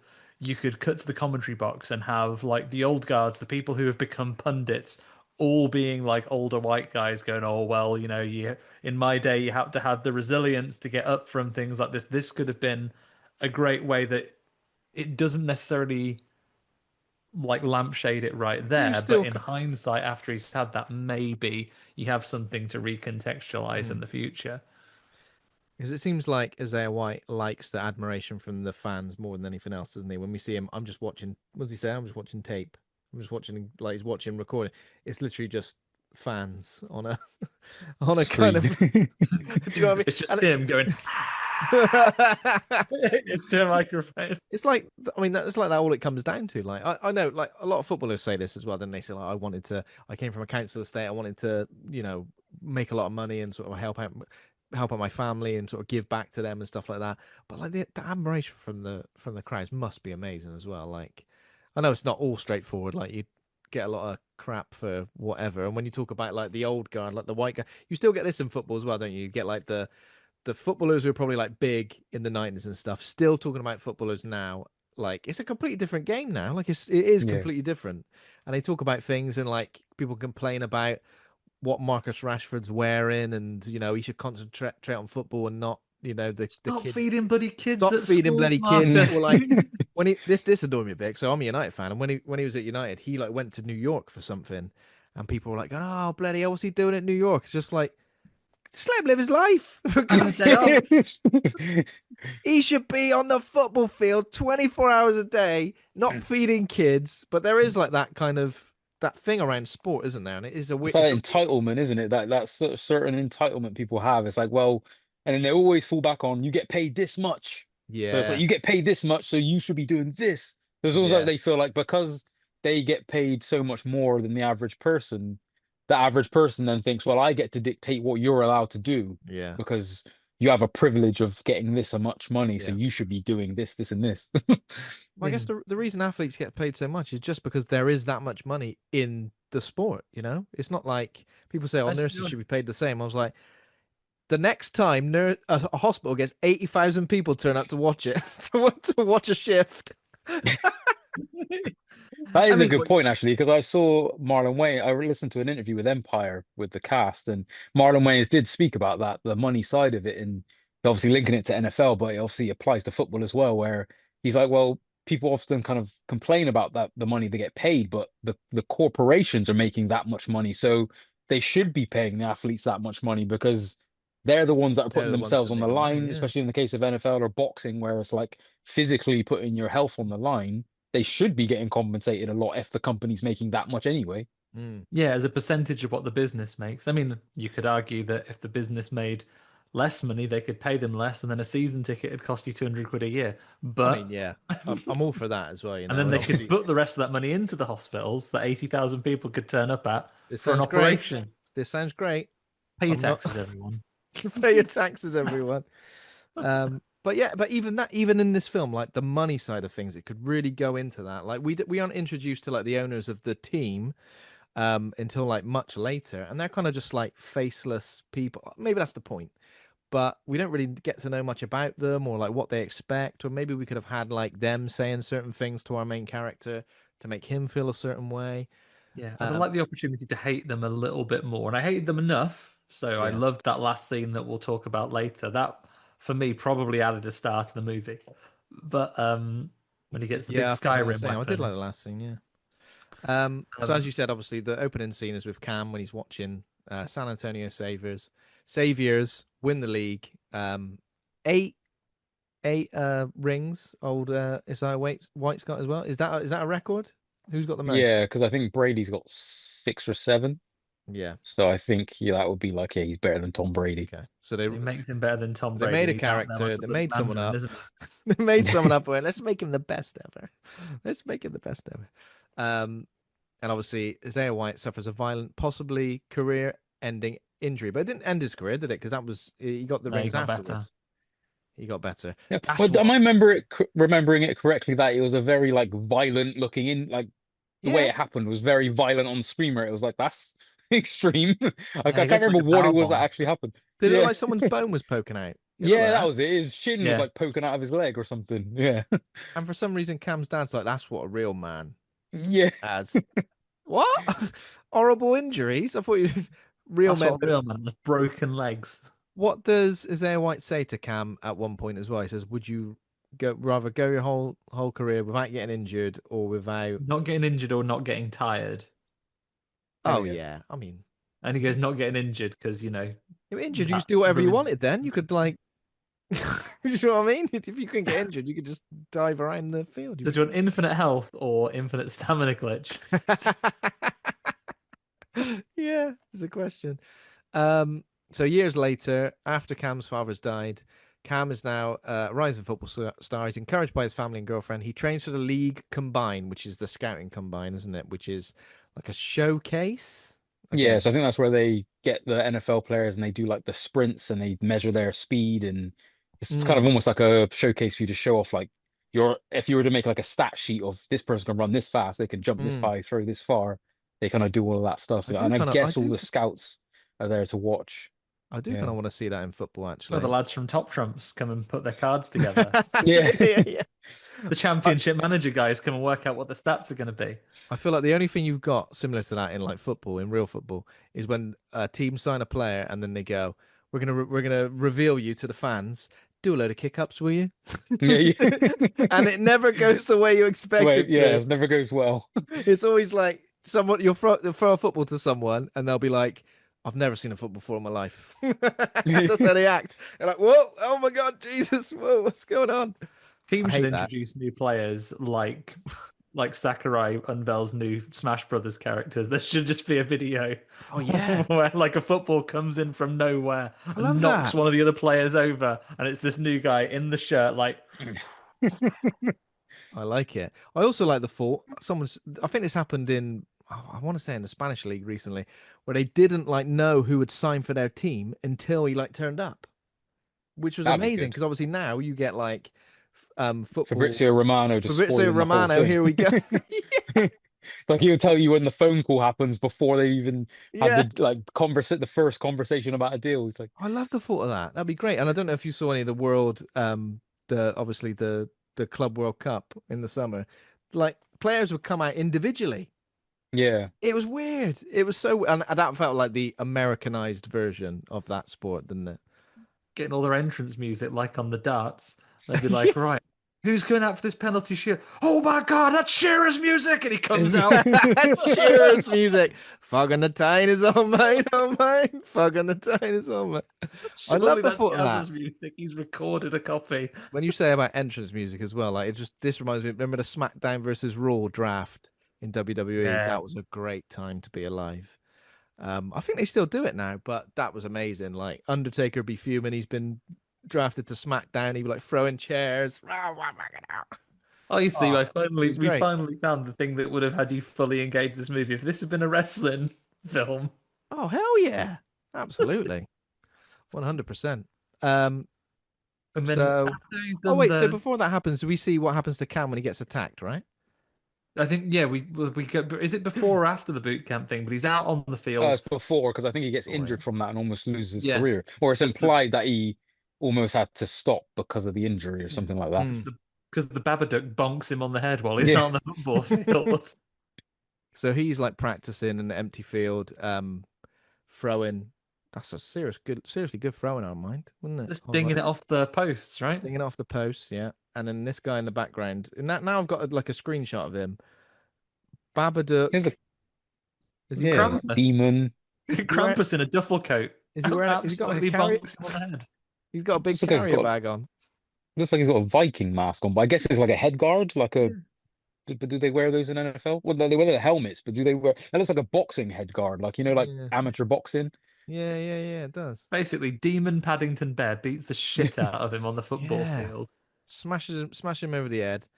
And he has some big old staples. I think all of the like X-ray stuff and the heat vision stuff and the sort of close up on the staples on his head, and we see that was it like glass? It looked like glass cracking underneath. It kind of Yeah, that it is representation of genuinely like Mortal Kombat X-ray move stuff. Yeah. Although, if you've got this kind of talent to bonk someone on the head just hard enough that it's a real severe injury, but doesn't just fucking kill him, is an insane. yeah, Like, I've got to tap you just right. The muscle control that person I must know. have. Risky business. So yeah, obviously that happens, and then we see him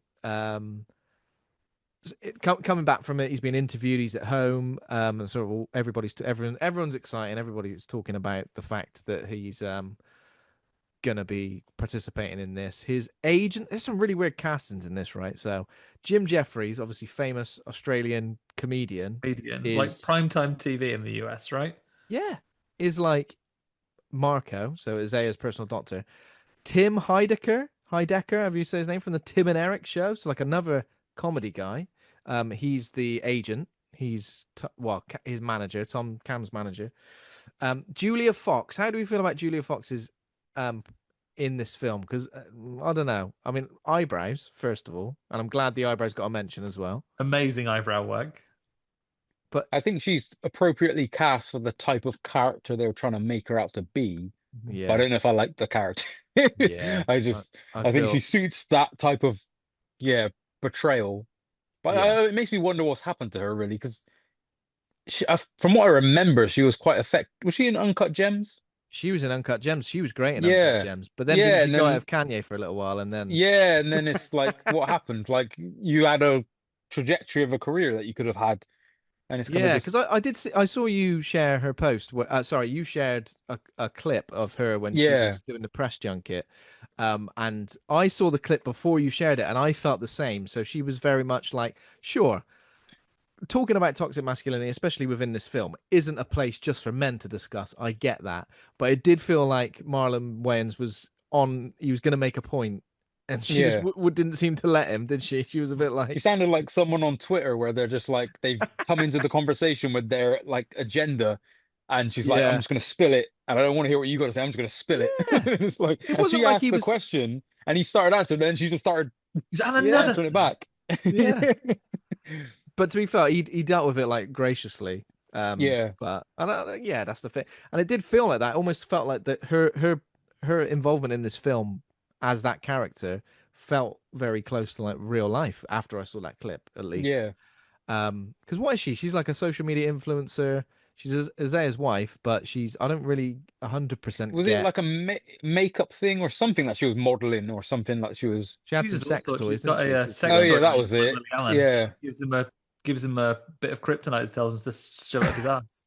a bit of kryptonite up his Oh yeah, ass. she was doing a social media ad for that. I think that's what it was that Yeah, they yeah, were yeah. recording. That's the Yeah. thing. Like, I don't necessarily know what her role was like, because I feel like if they fleshed that out a bit more, maybe she was pulling the strings, maybe she was the one trying to like get the deal done. Because the fact that she was sat there right at the end, trying to get him to sign the contract, Yeah, it's I was like, a bit what's the like, what? connection? Don't get it And really. also, like, what's the connection with her and Isaiah? Because they don't seem compatible as they don't seem connected in any way, They don't really. even They really Or barely speak interact. in the film, right? yeah, Yeah, it was a bit of a weird one. Maybe that's the thing about, celebrity couples where they've been put together and actually they don't interact that much Yeah, now. definitely. Who Um, knows? so obviously I think it does a good job of like representing Cam getting overwhelmed by everything. I think the sound design and everything is good when he's surrounded by, All those his people shouting at family, him. the Yeah. guy who wants to give him a lineup before before he goes out. He's like, I'm fine. Get those clippers away from the staples on my head. Don't. I mean that for me, I was like, oh God, but that hurts. Everyone else that's working with him, absolute professional. Hairdresser, first day on the job. Yeah. Yeah. Uh, so he's pursuing the Savior's quarterback position. I think his manager rings him and basically says, "There's basically if you come and train, there'll be potential for the Saviors to like sign you, essentially, isn't it?" Oh yeah, he does go after the injury as well. I think he does get told if you if you have another similar injury, you could get permanent brain damage. If you get bonked on the head in a terrible way again, well, thanks. I'll try and avoid that. Yeah, I'll try and avoid that while I playing didn't do football that every on day. purpose. Be Um, careful. The time I was in a hammock, Ben. I was in Malaysia, just enjoying a lovely bit of the sea and the sunshine. I was reading Ultimate X-Men in my hammock, having a lovely read. oh, lovely. A coconut fell out of the tree and missed my head by millimeters. Like bounced off the rope of the hammock, would have definitely killed me. I'm there, like gripping my chest, like dealing with like a near-death experience I've just had. Karen was sitting on the sand, leaned up, she went, "Be careful." What? I didn't plan for it to drop. I I don't want didn't do anything that by bad. being not careful. I don't want anything bad to happen to you at all, Andy. Don't get me wrong. If you died from having a coconut land on your head, I might have a little chuckle. Oh, if that happens, mate, you have to promise me here on the podcast that you'll tell people I died fighting pirates or something. I'd I'll gone tell him to a you love Jurassic coconut. Park pre-opening event and I was eaten by a Tyrannosaurus. Yeah, yeah. You know, you gotta go. You gotta go sometime. So Coconutted. hopefully not that way though. Uh, yeah. So obviously that's when he finds out Isaiah is basically considering retirement. And he's offered to train Cam for a week at a remote desert compound to prove himself as a worthy successor. I kept thinking this as well. Like, has no one like made the connection? They've gone whoever's the quarterback in this team. For some reason, the old one just always disappears slash dies.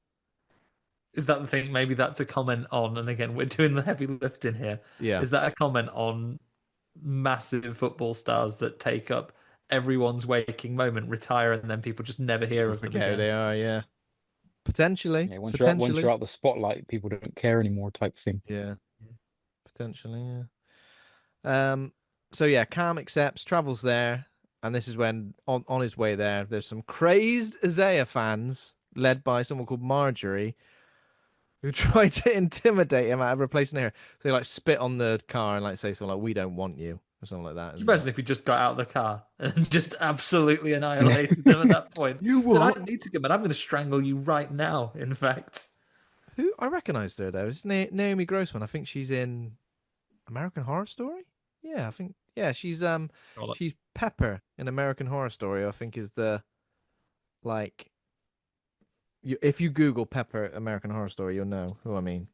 I've not really seen much of American Horror Story, but I'm aware of who that character is. The one who's like got shaved head with a little bit of hair on top and like big ears. So I'm just doing all I the. think I can remember You the know what I mean? imagery. Yeah. Yeah. So I think that's who she plays. Um, Okay. but yeah, this thing again, like that could have been cool, could have been interesting.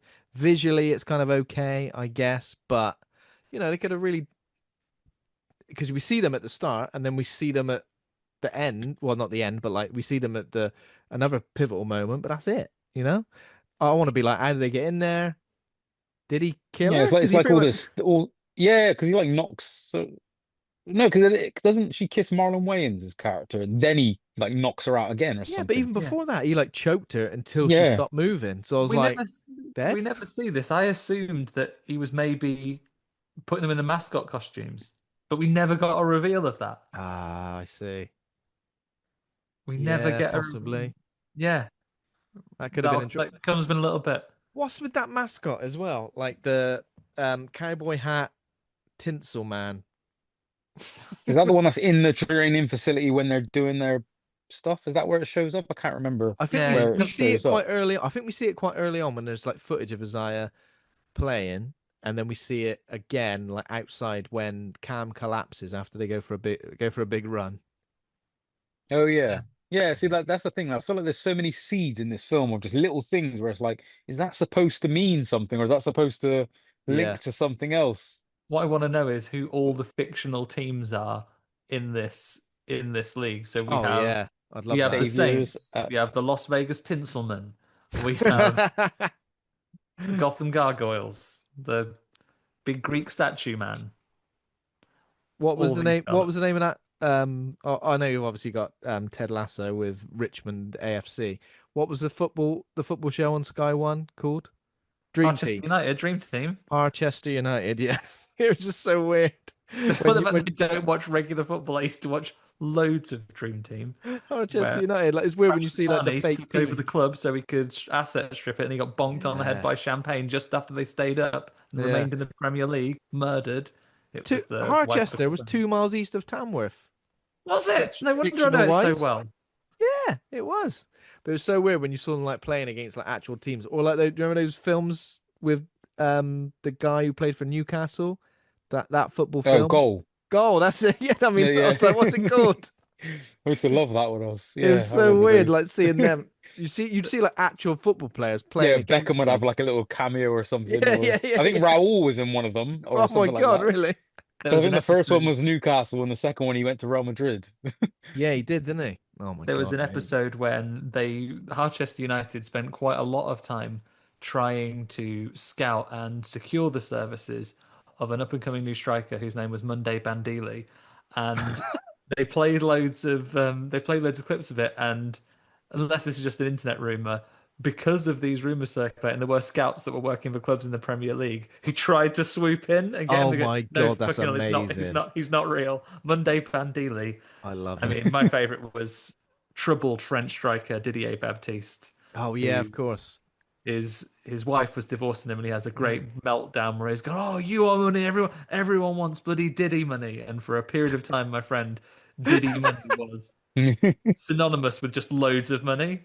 Like, how much does that cost? Oh, that's Diddy money, mate. That's dirty money, mate. You'd never understand. Oh my The most God.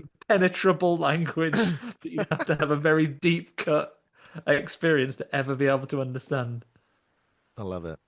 So yeah, at the compound, Cam sort of meets Isaiah. So he says something like he lives off of the environment around there, doesn't he? So he's like making there's loads of like skulls on the wall. He's like doing some stuff with the animal skin. He's making some leather. Basically, between that and the weapons later on, he's got his own sort of Skyrim village in his. What are you doing? What are you doing, Isaiah? I'm getting my crafting up to 100. Thanks. Cam's like, oh, I'm struggling a little bit here. I'll upgrade your stats for you, mate. Over here, I'm a come to my I'm a little skill table. tutor. You can train me at you can train up to 5 times with me at this level.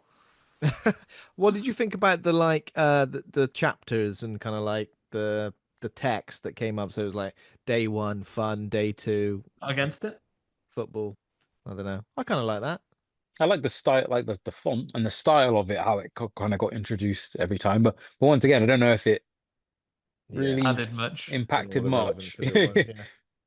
The So fun day was all right though. Seemed to have a lovely day, apart from the time when he tells him to get naked at the end and then gaslights. Didn't tell you to take your pants off. yeah, go on, strip off. I Oh, did you find get that quite a funny scene. That's probably the funniest scene in the film for me, I guess. With just that whole how and what I found interesting, I guess that's an element of the sport bit that they did well, is I think the equivalent for football is when you get your medical.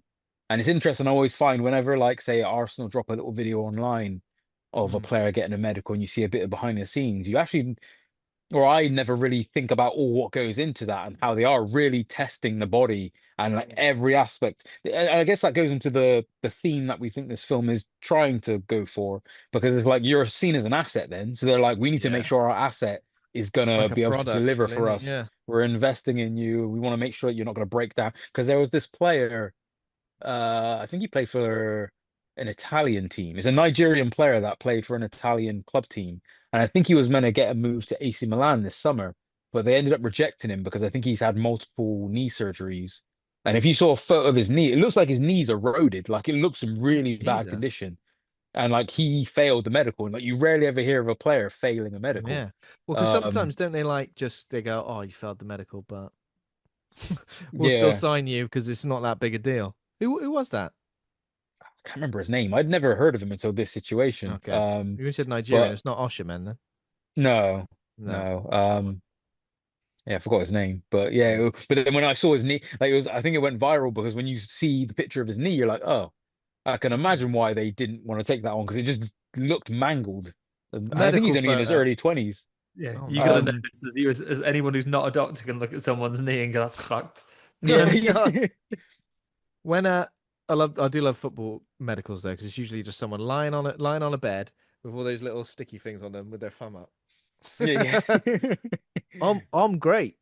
I'm Someone's feeling gonna come great. and see how far your knee stretches back in Yeah, the. oh yeah. Um so yeah, but that's the thing. They treat him like an asset. They treat him like a product essentially, don't they? Like measuring his neck width and various other things. Yeah, Um but yeah, his Jim. wingspan, measuring him out Yeah, the there. wingspan. He is a big old fella, isn't he? Was he like 6'4"? 6'5". Yeah, I did actually Google that, but I didn't realize he was that tall. No. But yeah, when it said 6'5", oh, he is giant. Hmm.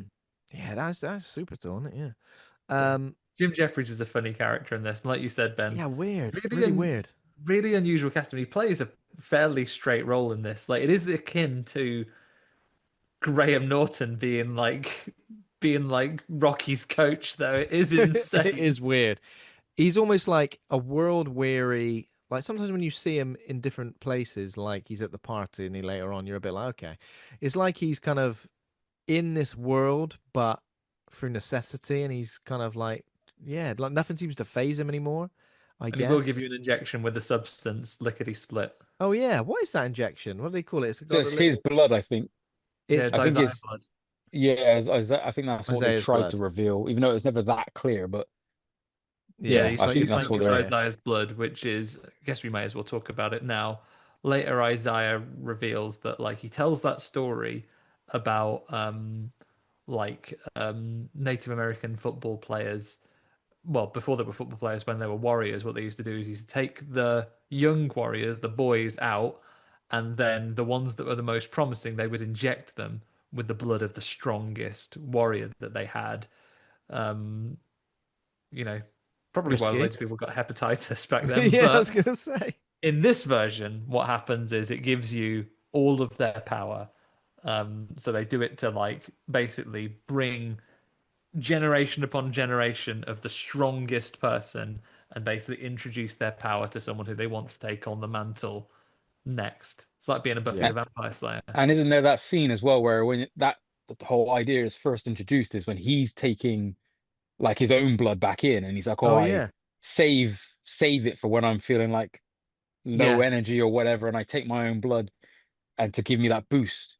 I did see a review. I can't remember whose review it was, and they were talking about that moment. They're like, "That's just not how blood works. Like, you can't re-inject your own blood to give you a boost, like blood from when you were feeling good, Yeah, and I wake up give feeling yourself a great one boost." day. I had a Yeah, full 8 hours, I'm really hydrated. Go on, yeah. take a bit Yeah, of 'cause blood what does out he now. say? He Next says time I'm something like hanging, I'll put it in. his blood hasn't been as oxygenated. Is that what he says? Yeah. So my blood's not as oxygenated, so I'm gonna get this super oxygen blood in me, and I'll be feeling wicked. I'll be feeling absolutely wicked. I'll be tickety boo. Day two Um, comes, and it's as much as day one was a fun day. Day two is an absolute dog shit day where he goes a oh massive run Jesus. until Yeah. he's sick. Oh yeah, yeah. Is this you at the Loch Ness 10K, Andy? No, I wasn't sick. I was You weren't sick absolutely at all. belting. I would have liked to have done it in under an hour, Ben, but an hour and 3 minutes, I'll take it. Not bad. Oh yeah, I'd absolutely take that. Well Got done. got around there. Impressive. No little bit of sick at all. What was And going on with these kind of like jackets they had on with all the little balls on? I was hoping they'd be explained at some point, but I'm assuming they just went sports science, isn't it? Little balls, Can't, little can't even Maltesers on remember there. that jacket. It was just like a weird looking. I thought they were going to explain it, but probably mocapping him for the new Madden. Yeah, You got money to make. Come on. horrible. To be fair, yeah, that's not pleasant, but I suppose he needs that. He Can I not needs have a run on a treadmill in your nice cool house? No, the desert. the desert. Yeah, he has that. Oh yeah, he has a lovely big ice bath as well, where he says, "Oh, look at all this exotic fruit," and it's like just lychee. It's actually quite. like she's really common now. Have an injection which will allow us to fast forward to the next scene. Yeah. What? Wakes up, it's the next day. It's not the bloody prisoner. Oh He's yeah, like, and they wake him up "Oh." as well, slinging a load of cold water in his face. I'd be like, "Can we? Is there a way of changing the wake up call?" You do realize that I'm here voluntarily. You could have just told me, get up at 4 in the morning for a run. I would have set an alarm. And you've already taken my phone off me and said, like, Yeah. no calling your mom, no going on Pornhub. And he's like, ha, you didn't say anything about X videos. I'm in. He lists a few mine. He says Pornhub, PornTube, OnlyFans, and Grinder. Which is the top four. The top Thankfully, four. there are only 4 pornographic websites in the world. So, although, what's he going to do on Grinder? Set up dates. Where are you? Isaiah In the White's middle house, of the middle of the desert. desert. It'll be one of the fans, won't it? That's the only person he can get in his like mile radius or whatever. They don't like him. And they don't like him. One of the super fans. Swipe left. So the next day as well is where they did a practice drill where some other guys come in who I guess are like wannabe Receivers, like other players. receivers, yeah. And this is where they set up one. They need a volunteer, and one of the guys says, "I'll do it," and basically just gets stood in front of one of those ball launchers and dial it up to 11. And just every time, it doesn't seem like it's every time he misses a throw. It's every time the receiver doesn't catch it. Yeah. yeah. So it's not even on him, I'm really. like, why is he getting punished for that? And I think this scene also plays into. I feel like this scene is like the key scene in the film because aside from that, I feel like it doesn't really tap into horror in any way, like like it does in this scene. I guess in terms of trying to just create something that's going to get a reaction. And Yeah, I guess those people are supposed to represent that whole cult angle again, like they're willing to just do this for Isaiah White because he demands it of them, and they yeah. worship him, I guess. So they're willing to, Because they say things like "thank you for the opportunity" and stuff like that, yeah. don't they? And I'd be like, bloody hell, got no Has he teeth. given him a briefing beforehand? He goes, right, I'm going to be really ambiguous about what I want to in front of Cole here, but when I say I need a volunteer, I want one of you to come and stand in front of this thing Yeah. and not move. Imagine if you hadn't been very clear. When this happens, you should catch it and pass it to me. But no, Yeah, he's just gone. smashed in the face. He does say something like, "Oh, what happened to what's his name?" Like the next day, and he goes, "Well, if you don't even know his name or remember his name, then what does it matter?" So it's almost like a faceless kind of like person that just is one of Isaiah. Yeah, just is a It's a wannabe, loyalist. a loyalist. Yeah, yeah, something like that. Um, And so this kind of behavior like accelerates through the next day or so as well. I couldn't now tell you, unless Ben, do you have a list of what the different days were? no, I don't. But the next day, I feel like Cam and Isaiah like kind of bond a little bit more. They kind of actually talking about their lives in the sauna. Um, and yeah, it feels Is a that little where they bit. go for the run outside as well on that Yeah, day? yeah, yeah. That's right. Oh Which yeah, are they feels, shooting? What are they shooting? They're shooting something, aren't they? At the yeah, I range or think. something? Mascots. They shoot Yeah. mascots. That's after the scene. Then that's why I suspected we were going to get a Oh, reveal that the fans that get yeah, we have this altercation with in a moment were going to be revealed to be like taken out to the desert, like knocked out or whatever in those things. yeah. And they were just bodies that they were shooting, but that doesn't happen. I think that Um, would have made sense, or maybe like it would have made sense for us to see that, but maybe Cam not to be aware of it. yeah, yeah. Because I did kind of think that at one point, but it again, But yeah, before we get to another that, we should interesting really idea talk that it about didn't. the sauna, I guess, because it's when the sauna, and this is when they've had one of those conversations about the Warriors or about, we've touched on it a little bit earlier, but basically Isaiah goes, "Well, I'll be off for a little while. You just relax," and then Cam is asleep, and then one of the mad fans just crept in. She's like, "Crept in, be very, very quiet." It's like, How did they get in there? Because we see them like outside at one point. Did someone let them in? Do you I'm think guessing they let them in they so he let them could in? test his ultra instinct Test his will, but that's if he's fine because mastered if you it. scream at the top of your lungs before you get a crunch, I'm gonna a bash you with a pinky, rock, and he wakes up just in time. would have been boiling hot as well, wouldn't it? That bloody rock burning her hands. Oh, she Um, bought. Oh yeah, it was. I never thought of it being a sauna rock. I just thought it was yeah, Yeah. one she bought from outside. but Cam pretty much strangles her to death. Like this was another thing I was a bit shocked by. I thought maybe he'd incapacitate her and that was it, but he kind of just like strangles her until she stops moving. Yeah, And Now I I wonder if that's supposed to be like a he's just to highlight that he's now been broken in a way. yeah, I don't think it works, but I guess my thinking of what they're trying to maybe do is like that's to highlight that he's now susceptible to yeah, whatever they've been trying to do to him this whole time. He's now becoming a bit of a monster and and they're juicing him up with this special blood, right? So we've yeah, seen him take a few of these injections by now, and he's had some. There's been like a brutal game out on the field as well, where they are knocking people over, and this is where Isaiah has said, like, yeah, contrary to popular belief, human skulls are not meant to be smashed into each other. mm. So the next time someone runs at you, just stand your ground. yeah. Just stand your ground and just get. Oh yeah, I mean that was pretty horrific. But yeah, I thought it was the other way around. I thought it was Cam who ended up on the floor, but it wasn't. He yeah, and that's why, and that is the moment I think where Marlon Wayans' character initially like says, "You're coming round now. You're getting on on the level," because he says something else to him as well when he talks about his relationship with his girlfriend that they were high school sweethearts. He's like, "You need to be a killer essentially Yeah, in you got order to be a to killer. And this succeed is in a these big, I games." guess we were talking about the exploration of masculinity, where it's like killers don't worry about like upsetting their girlfriends. He goes a bit Andrew Tate in it, doesn't he? He Yeah. goes like, Yeah, he does. "Oh, you've got to make sure like only conquerors. No one who's a conqueror has a child by only one woman." It's like, yeah, you're a. The response to that online was, "You do self-help seminars, mate. I'd settle down." Um, but Well, yeah, it does say here on Wiki. It does say as I when in the sauna, Isaiah arrives and emotionlessly kills her because he like kisses her and then he gives her a Hadouken straight into the. he does, yeah. Gives her the five-finger death punch.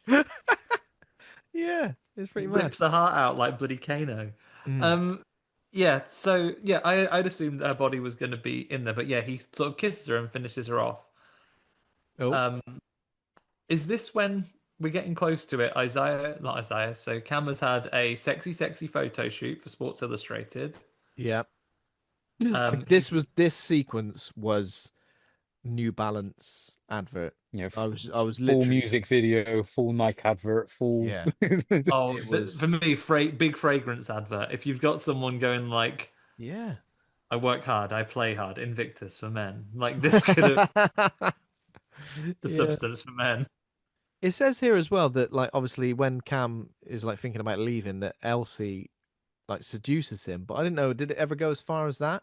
I know we see him kind of like with sort of loads of ladies I and assumed it was her it was her assistant because he goes, "Oh, come on, let's have a drink by yeah. the pool." Because we are having literally. I know you've been playing football all day, but I do know you're not allowed Pornhub or PornTube or Grinder or the fourth one.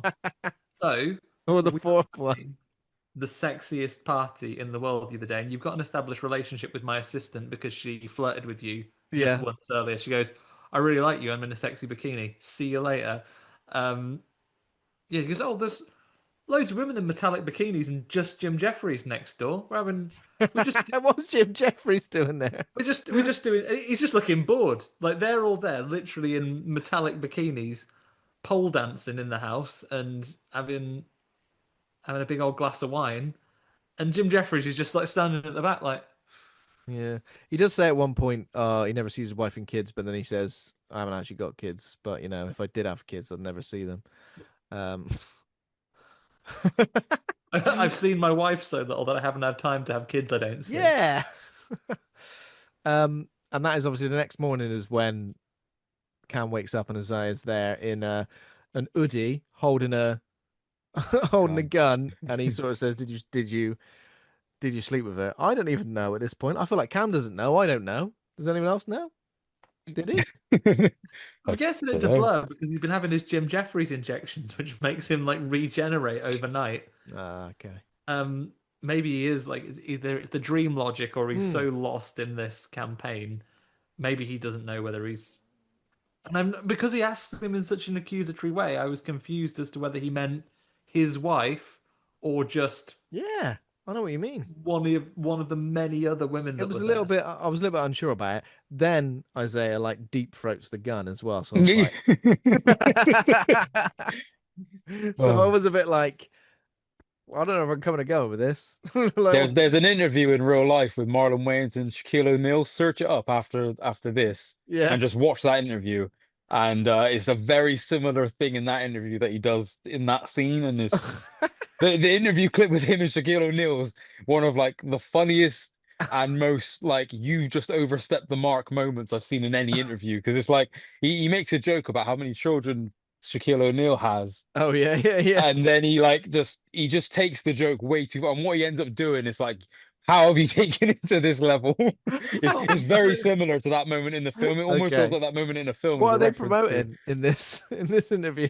I can't even remember, but the clip is hilarious until the very last moment where it's like, what are you doing? Like, what? It's like, I'm thinking like, yeah, Shaquille, how far can you get this gun in your mouth? I can get it in really far. Watch this. Uh, Okay, I'm definitely gonna find that. Maybe I'll put it in the show notes as well for everybody yeah.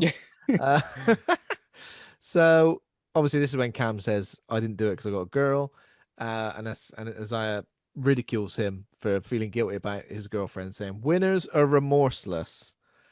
But again, an interesting thing happening in this film, but one that never really goes any further than didn't start earlier in this film and doesn't really go any further in this film, does it?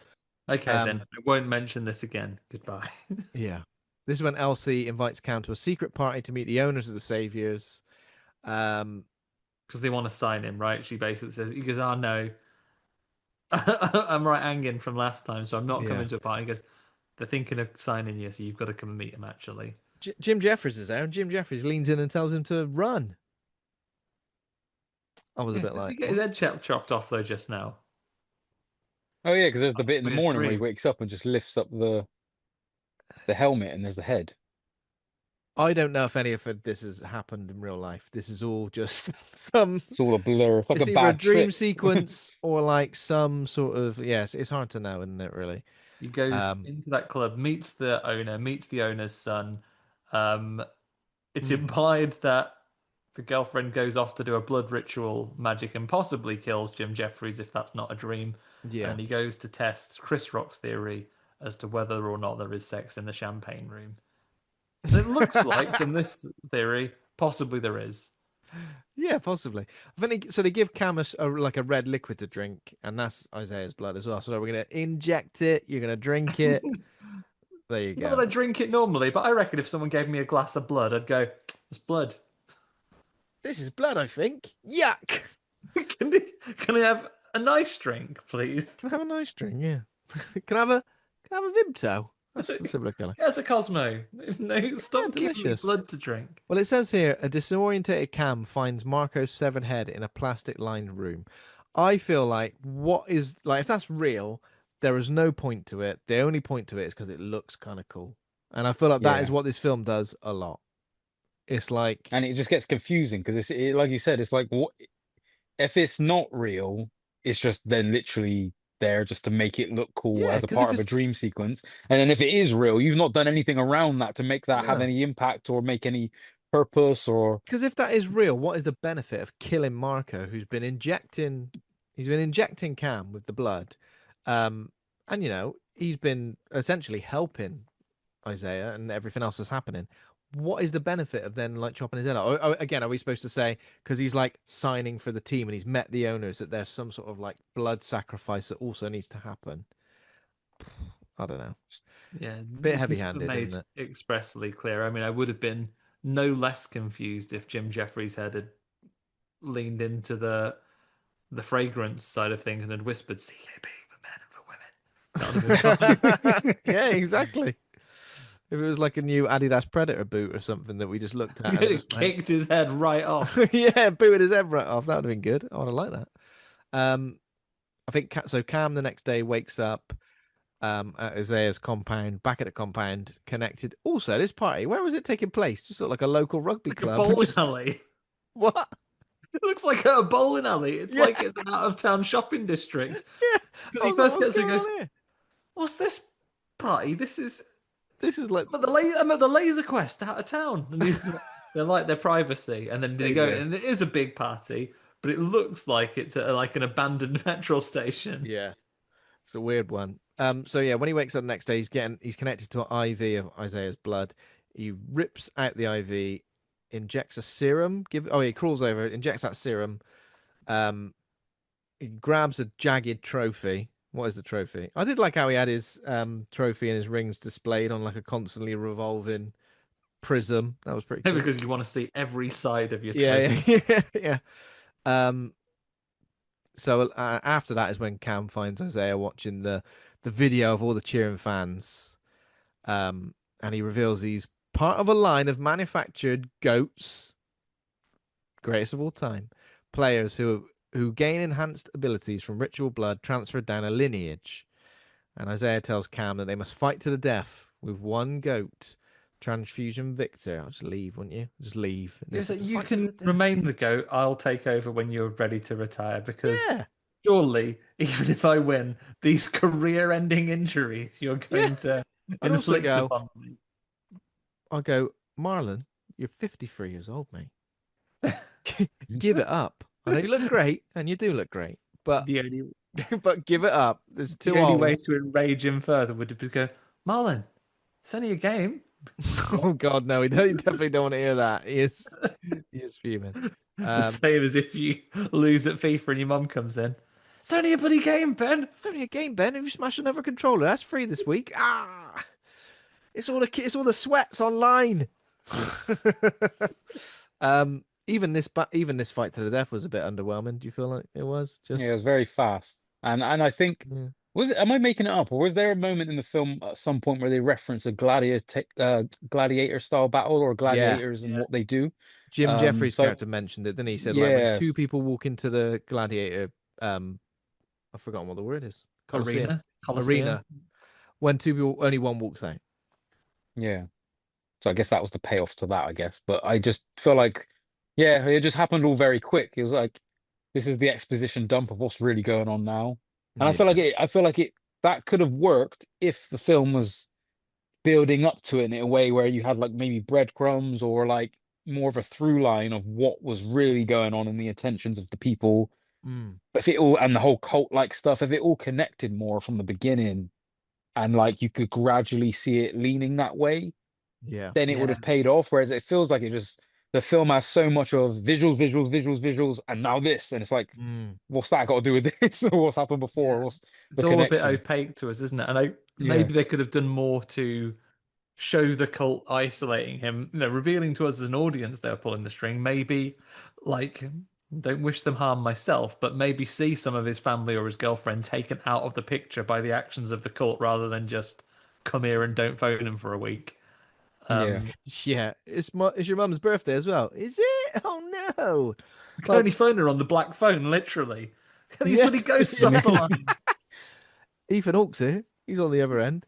He's at the Um, top of the stairs. He's waiting for his turn. maybe that extra bit of running time would have helped, you know. Maybe if there was an extra 15 minutes or something that allowed some of these things.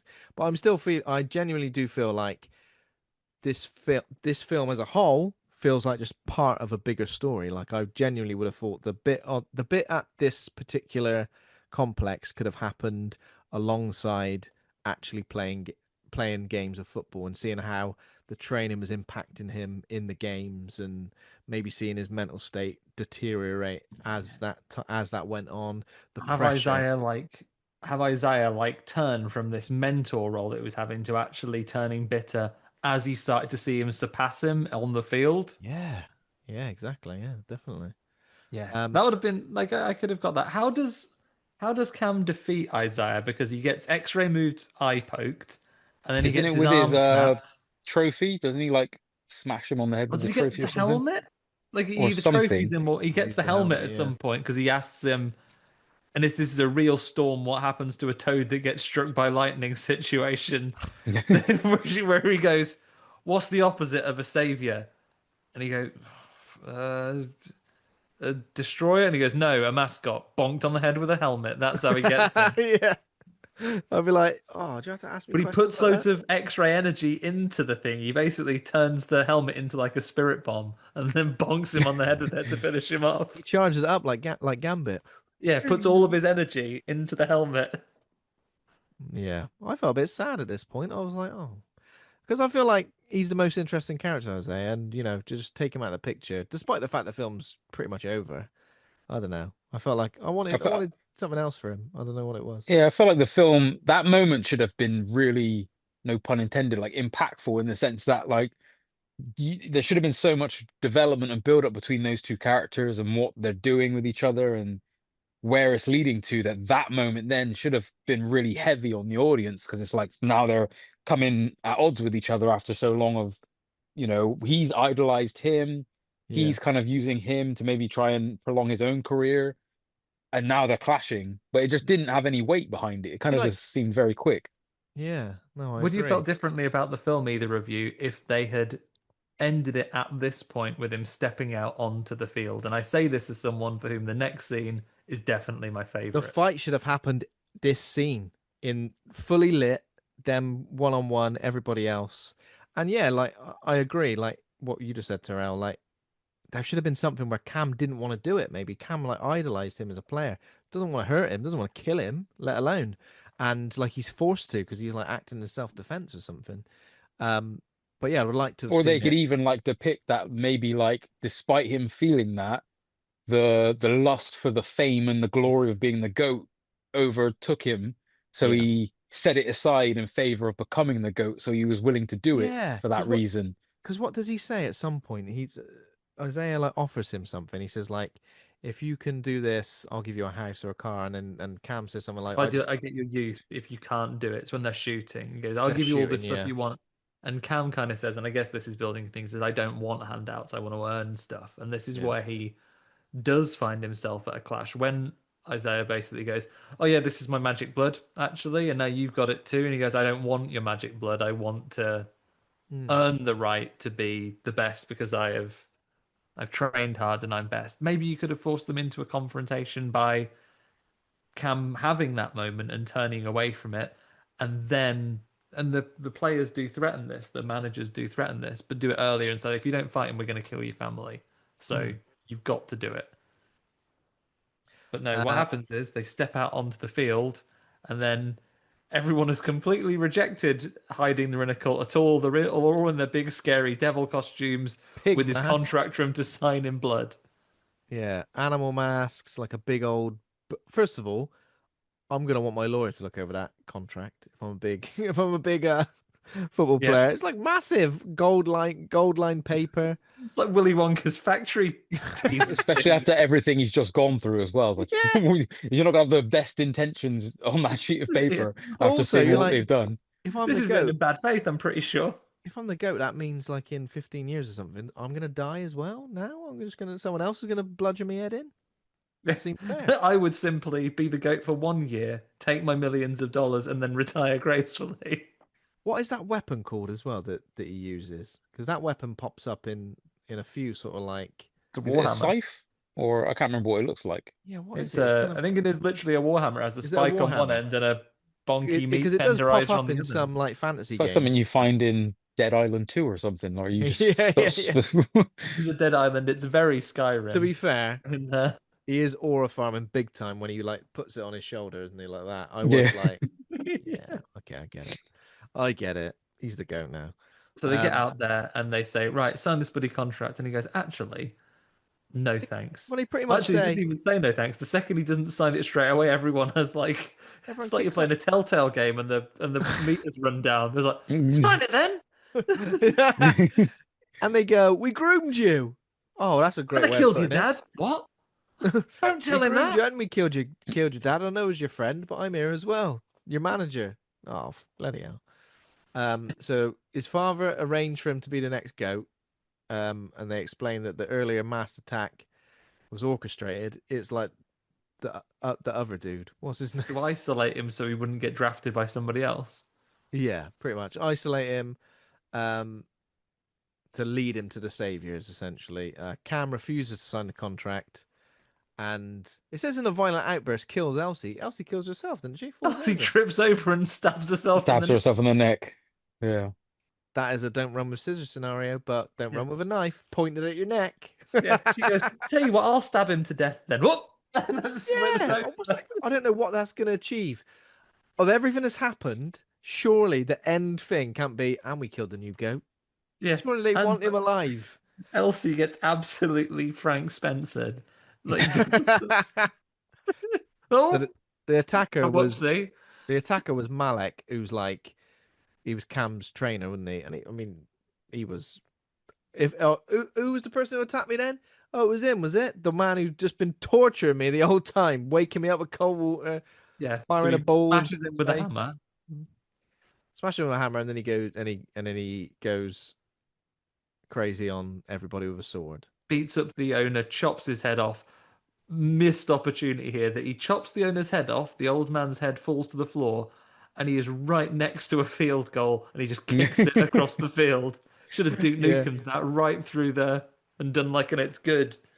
I'll tell you what though, I didn't mind this final scene. I feel like this final My scene favorite part of the film. I symbolism. think I just checked out by that point where I Yeah, just wasn't I was kind of like, oh, you're taking it this far now. I felt like it was just unearned. I feel like yeah, in a film that built up to it, that could have been the big crescendo. It yeah. reminded me of Suspiria, actually. The remake of Suspiria, The where it spirit gets a for bit men. crazy in the Hmm. end. Yeah, where it gets really crazy at the end. Although I did like that ending, but Because it what was they earned. did, yeah. Whereas here it was like, oh, you're just. It's like, oh, now you want to bring gore into it and horror and violence and Yeah. Yeah, it was good, Uh, but it wasn't earned. You're right. There's one more bit I need to check in with you both on. So the manager, his manager is the last one left. He's eliminated all the rest of the board. Everyone's been killed. Lisa's killed herself accidentally with that knife. Lets him live. And his manager says, "Oh no, go on then, kill me, slit my throat." And he goes, "Ah no, fuck off." Oh And wait, then no, you're right. Yeah, he gets slapped off by the devil. he gets dragged into the oh pentacle. yeah, it's just Is almost like, I mean, I'm really clutching at straws here. That they needed some sort of, well, it doesn't really make sacrifice sense. They needed some sort of sacrifice if he didn't to the sign and become the devil or goat. something. If he So signed to it's like become, I yeah, sorry, oh go no, carry on. on. Uh, uh, oh, I If was gonna say like maybe it's like maybe that was to emphasize the whole you're signing your soul to the devil to become the greatest yeah. and to become the goat, which I guess because the other thing is the whole Satanism like visual angle of the goat horns and the devil and stuff and becoming the goat, and I guess you're signing the contract to seal the deal with the devil, and because that didn't happen, someone's got to sacrifice to the devil, maybe. So the literal devil. I'll tell you what. I'll say one thing about the devil. I've seen him in a couple of things recently. The devil made me do it. The Conjuring, whatever. And of course, Longlegs as well. Longlegs, he gets his own way. It goes well for him, and he seems fine. This and The Conjuring, the devil didn't send you a single reminder letter. No, no follow-ups, no polite, friendly reminders. The second you have not exercised his deal to the letter, he's slapping you off immediately to hell. Yeah. But that's pretty much it, isn't it? When Cam is walking away, he like sort of From the troubles in his life. he's clearly like he's got that swagger now. He's got that because he kind of like threatens like one of the guys. Well, you've got cheerleaders, and then what are the other guys? Just like Just fellas, he's just just fellas, yeah. he goes, I made you flinch, two for flinching. That Yeah, taps him and yeah. walks off. Made you flinch, yeah, yeah. Made you flinch again. Oh, this could go on forever. And then I guess outside, what he sorry, go on. does is he walks to the Saints, the Savior's most immediate rivals. He goes back to the LA Glitterman and says, "I've just eliminated your biggest rival's best player. Can I work for you, please?" Yeah, and the devil is in cahoots with him. I thought you should know that as well, just in Yeah, case. unfortunately, they're all teams are bad at each other. This is XFL, and the devil is Vince McMahon, and he owns the entire. Yeah, yeah. Oh my God. But one thing I did come away from this thinking was like sport horror. I feel like I definitely watch more of it, like because I don't know, yeah, maybe executed in a better way, I guess. I feel What like there's sport a would lot you of like to see potential as well? there, and there's a lot of. I think there's different things you could do with different sports as well that could be interesting and different. That could explore like a similar theme thing as like we said that we thought this Mm. film was trying to do, but just take it further. And Yeah. one thing I forgot to mention about this film that I did actually like was actually the score. I thought the score was quite effective. It was quite just very loud. But I Yeah. felt like the soundtrack blended into the score quite nicely because I've been listening to the soundtrack on Spotify for the past couple of days, and there Mm. are like little bridges at the end of the tracks that kind of take a song and then transition it into score, and then it kind of like blends into the next Yeah. track in the score, and I think it kind of weaves in and out of a soundtrack of music and an actual like instrumental score quite well. There's a Denzel Curry song in there, isn't there? Yeah, That's the and title track, isn't it? yeah, and then there's a Mm. few others. I can't remember some of the other artists um that are on the soundtrack, but yeah, and it's quite a variety of, I guess, hip hop, but then there's also like I want to say like Latin. There's a song that's like a Latin song that's in different language, but Mm. like still like a hip hop kind of sounding song, but different language. Almost like a Bad Bunny. Is my Bad Bunny Mexican? I can't remember where he's from, Puerto but Rican, isn't he? yeah, so like that Yes. style of music as well mixed in. I literally only know that because people are kicking off about him being, Yeah, because Super Bowl. and they're going, He's he's a not even US citizen. American. Stop being Yeah, horrible. Puerto Rico's actually in America. What? People go, no, can't believe it. But yeah, I know what you mean. Like the soundtrack was pretty good. And again, like the comparisons, like the Suspiria, and again, I'm not saying this anywhere near as good as these films, but like if maybe the running time was a bit more, Suspiria, people have compared it to Black Swan as well. Like maybe in some of the themes, almost like giving your physical health up for the love of the game or love of ballet, obviously. Um, so I can kind of see that as well, but yeah, there's so many more interesting directions it could have gone. So, um, should we rate the film? Should we We rate rate the it? Give film. it a rate? Yeah. So A to F, pluses and minuses are allowed. Rate good or rate bad. Terrell, did you want to rate him first? Did D plus, I think. Yeah, D plus. you say D? Yeah, Yeah. interesting. Do you want to elaborate on that, or do you think that speaks for Yeah, that I speaks think for itself? I think the visual side of it, I think the visual side of it is actually really good, but I think it's just let down because it's not got the substance behind it. Whereas I think they did everything right on the visual side of it to then have like again, if I say like a Jordan Peele kind of style where you know you're going to get a bit of substance, to Mm, go along with it, then I think it would have worked really well. And I like the performances as well. I think Tyreek and Marlon are really good, and I think they deserve something better overall to come from what they gave to the film. mm. Um, so I think those two elements are the elements that kind of hold the film up is just the visuals and the performances. But I think it's not even just the fact that the theme stuff isn't the themes aren't explored that well. I just don't think the filmmakers knew where they were trying to go with it. So it just feels so scattered. Like as we've discussed it, we found so many different like pieces where we're like, oh, that could mean that this and this and this, which is all interesting things that we're thinking of, but the film's not actually doing anything with those things. Which I think if it Yeah. actually took those things and did something, it would have been much better. Which I think is what makes it frustrating because I can see the really good film in it, but it just didn't get there. It's asking the audience to do too much of the heavy lifting, and almost like the Yeah. audience would go, "Do you think the film's about this?" And the filmmaker would go, "Yeah." Yeah, yeah. If you What do you think think so, it's then yes, about? it is That about sounds that. great. Yeah, yeah, yeah. Why not? I'm not gonna go for deep. I might go for like C minus because like yeah, C minus because I think again a lot of interesting things. Maybe I'm being a bit more generous to the film based on those two central performances because I think they are good, and maybe just the kind of things that made me think of like the the potential of like a sports horror movie. But I think story visuals great, soundtrack yes, cinematography great, but story just was lacking, wasn't it? So yeah. Andy, where do you sit on this one? I'm going to join Terrell, I think, on a D plus, and I always say it when I go down to D. Ben, no shame in a D. D's get degrees, my friend. So you'll still get there. I think, as you say, there's some visual interest to it. It has a certain style about it, which there are things to be appreciated from, but without reiterating everything, Terrell, Mm, I think said very well. Like, I think the lifting had to go. The lifting I had to do was a little bit too mm, much for me, and I can't be sure, only having watched it once, have we between us really got what they were going for, or have we just made our best guess in the absence of actual any substance put yeah. together there? So, so that's where we are, and also I'm reflecting on the fact that for significant portions of the film, I was just like, I actively had some moments where I was like, I'm not enjoying this. I'm not sure where it's going. It did pull together at the end for me, hence the plus. But like, I needed more of the horror, I think, to to really latch onto.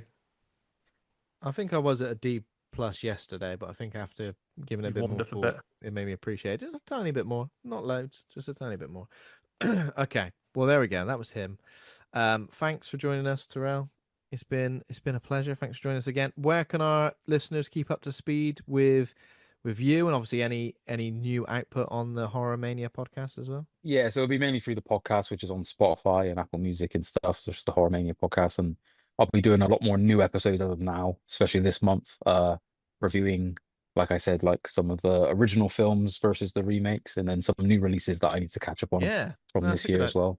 that's a good idea, isn't it? Doing the new ones versus re. I think Yeah. we've done that a couple of times, haven't we, Andy? Like did a few like Yeah, we did it with remakes My Bloody versus. Valentine. Yeah. Certainly, I think we did with Firestarter as well, maybe. Oh yeah. Oh Yeah, yeah. we've done and Amityville Horror. We've done those three Oh as yeah, far yeah, as I yeah. remember. But I'm glad you're back to the podcasting, Terrell. I'm not just saying this because you're here. I listened to all of your old episodes. I think you do something which I really struggle to do, which is put together a structured discussion when you don't have a second person like I have the benefit of Ben and guests here to talk to and bounce ideas off. I really love your episodes where you can really deep dive in something and do it by yourself. I blitzed once we when we first met you and you told us about the podcast. I think I'm pretty sure I just back to back to your entire season that you'd released at the time. So I'm going to be tuning in as soon as your new episodes come out. Looking forward to it. Oh, thanks. I appreciate that a lot. Thank you. We'll obviously put the links in the show notes to all of the relevant things we discussed today. But thanks again, Terrell, for joining us. Thanks to everybody for listening. If you enjoyed the show, become a patron over at patreon.com/horror hangout. Thanks to all of our patrons over there. Thanks to Taj Easton for our theme music. Thanks to Acast and Rusty Quill for hosting the show. Please consider giving us a rating or review. The rating of GOAT in terms of our podcast would be lovely. We're on Fred's Instagram, Facebook, TikTok, and YouTube, or horrorhangout.co.uk for everything in one place. Next week, we're discussing Good Boy with special returning guest again, Ashley B. Red. So looking forward to that. Spooky dog horror. Well, spooky horror from the perspective of a pooch. How exciting. Looking forward to it indeed. In the meantime, everybody, whether you want to be the greatest of all time football player or you're just in the playground and you want to be the Green Ranger, you got to jump up and shout, I am him. Don't you, Ben? Do your best one? I'm him! Exactly. Stage whisper because it's late at night and he's at home. A whisper shout. Right. See you later, guys. Bye. See you later. See ya. Bye.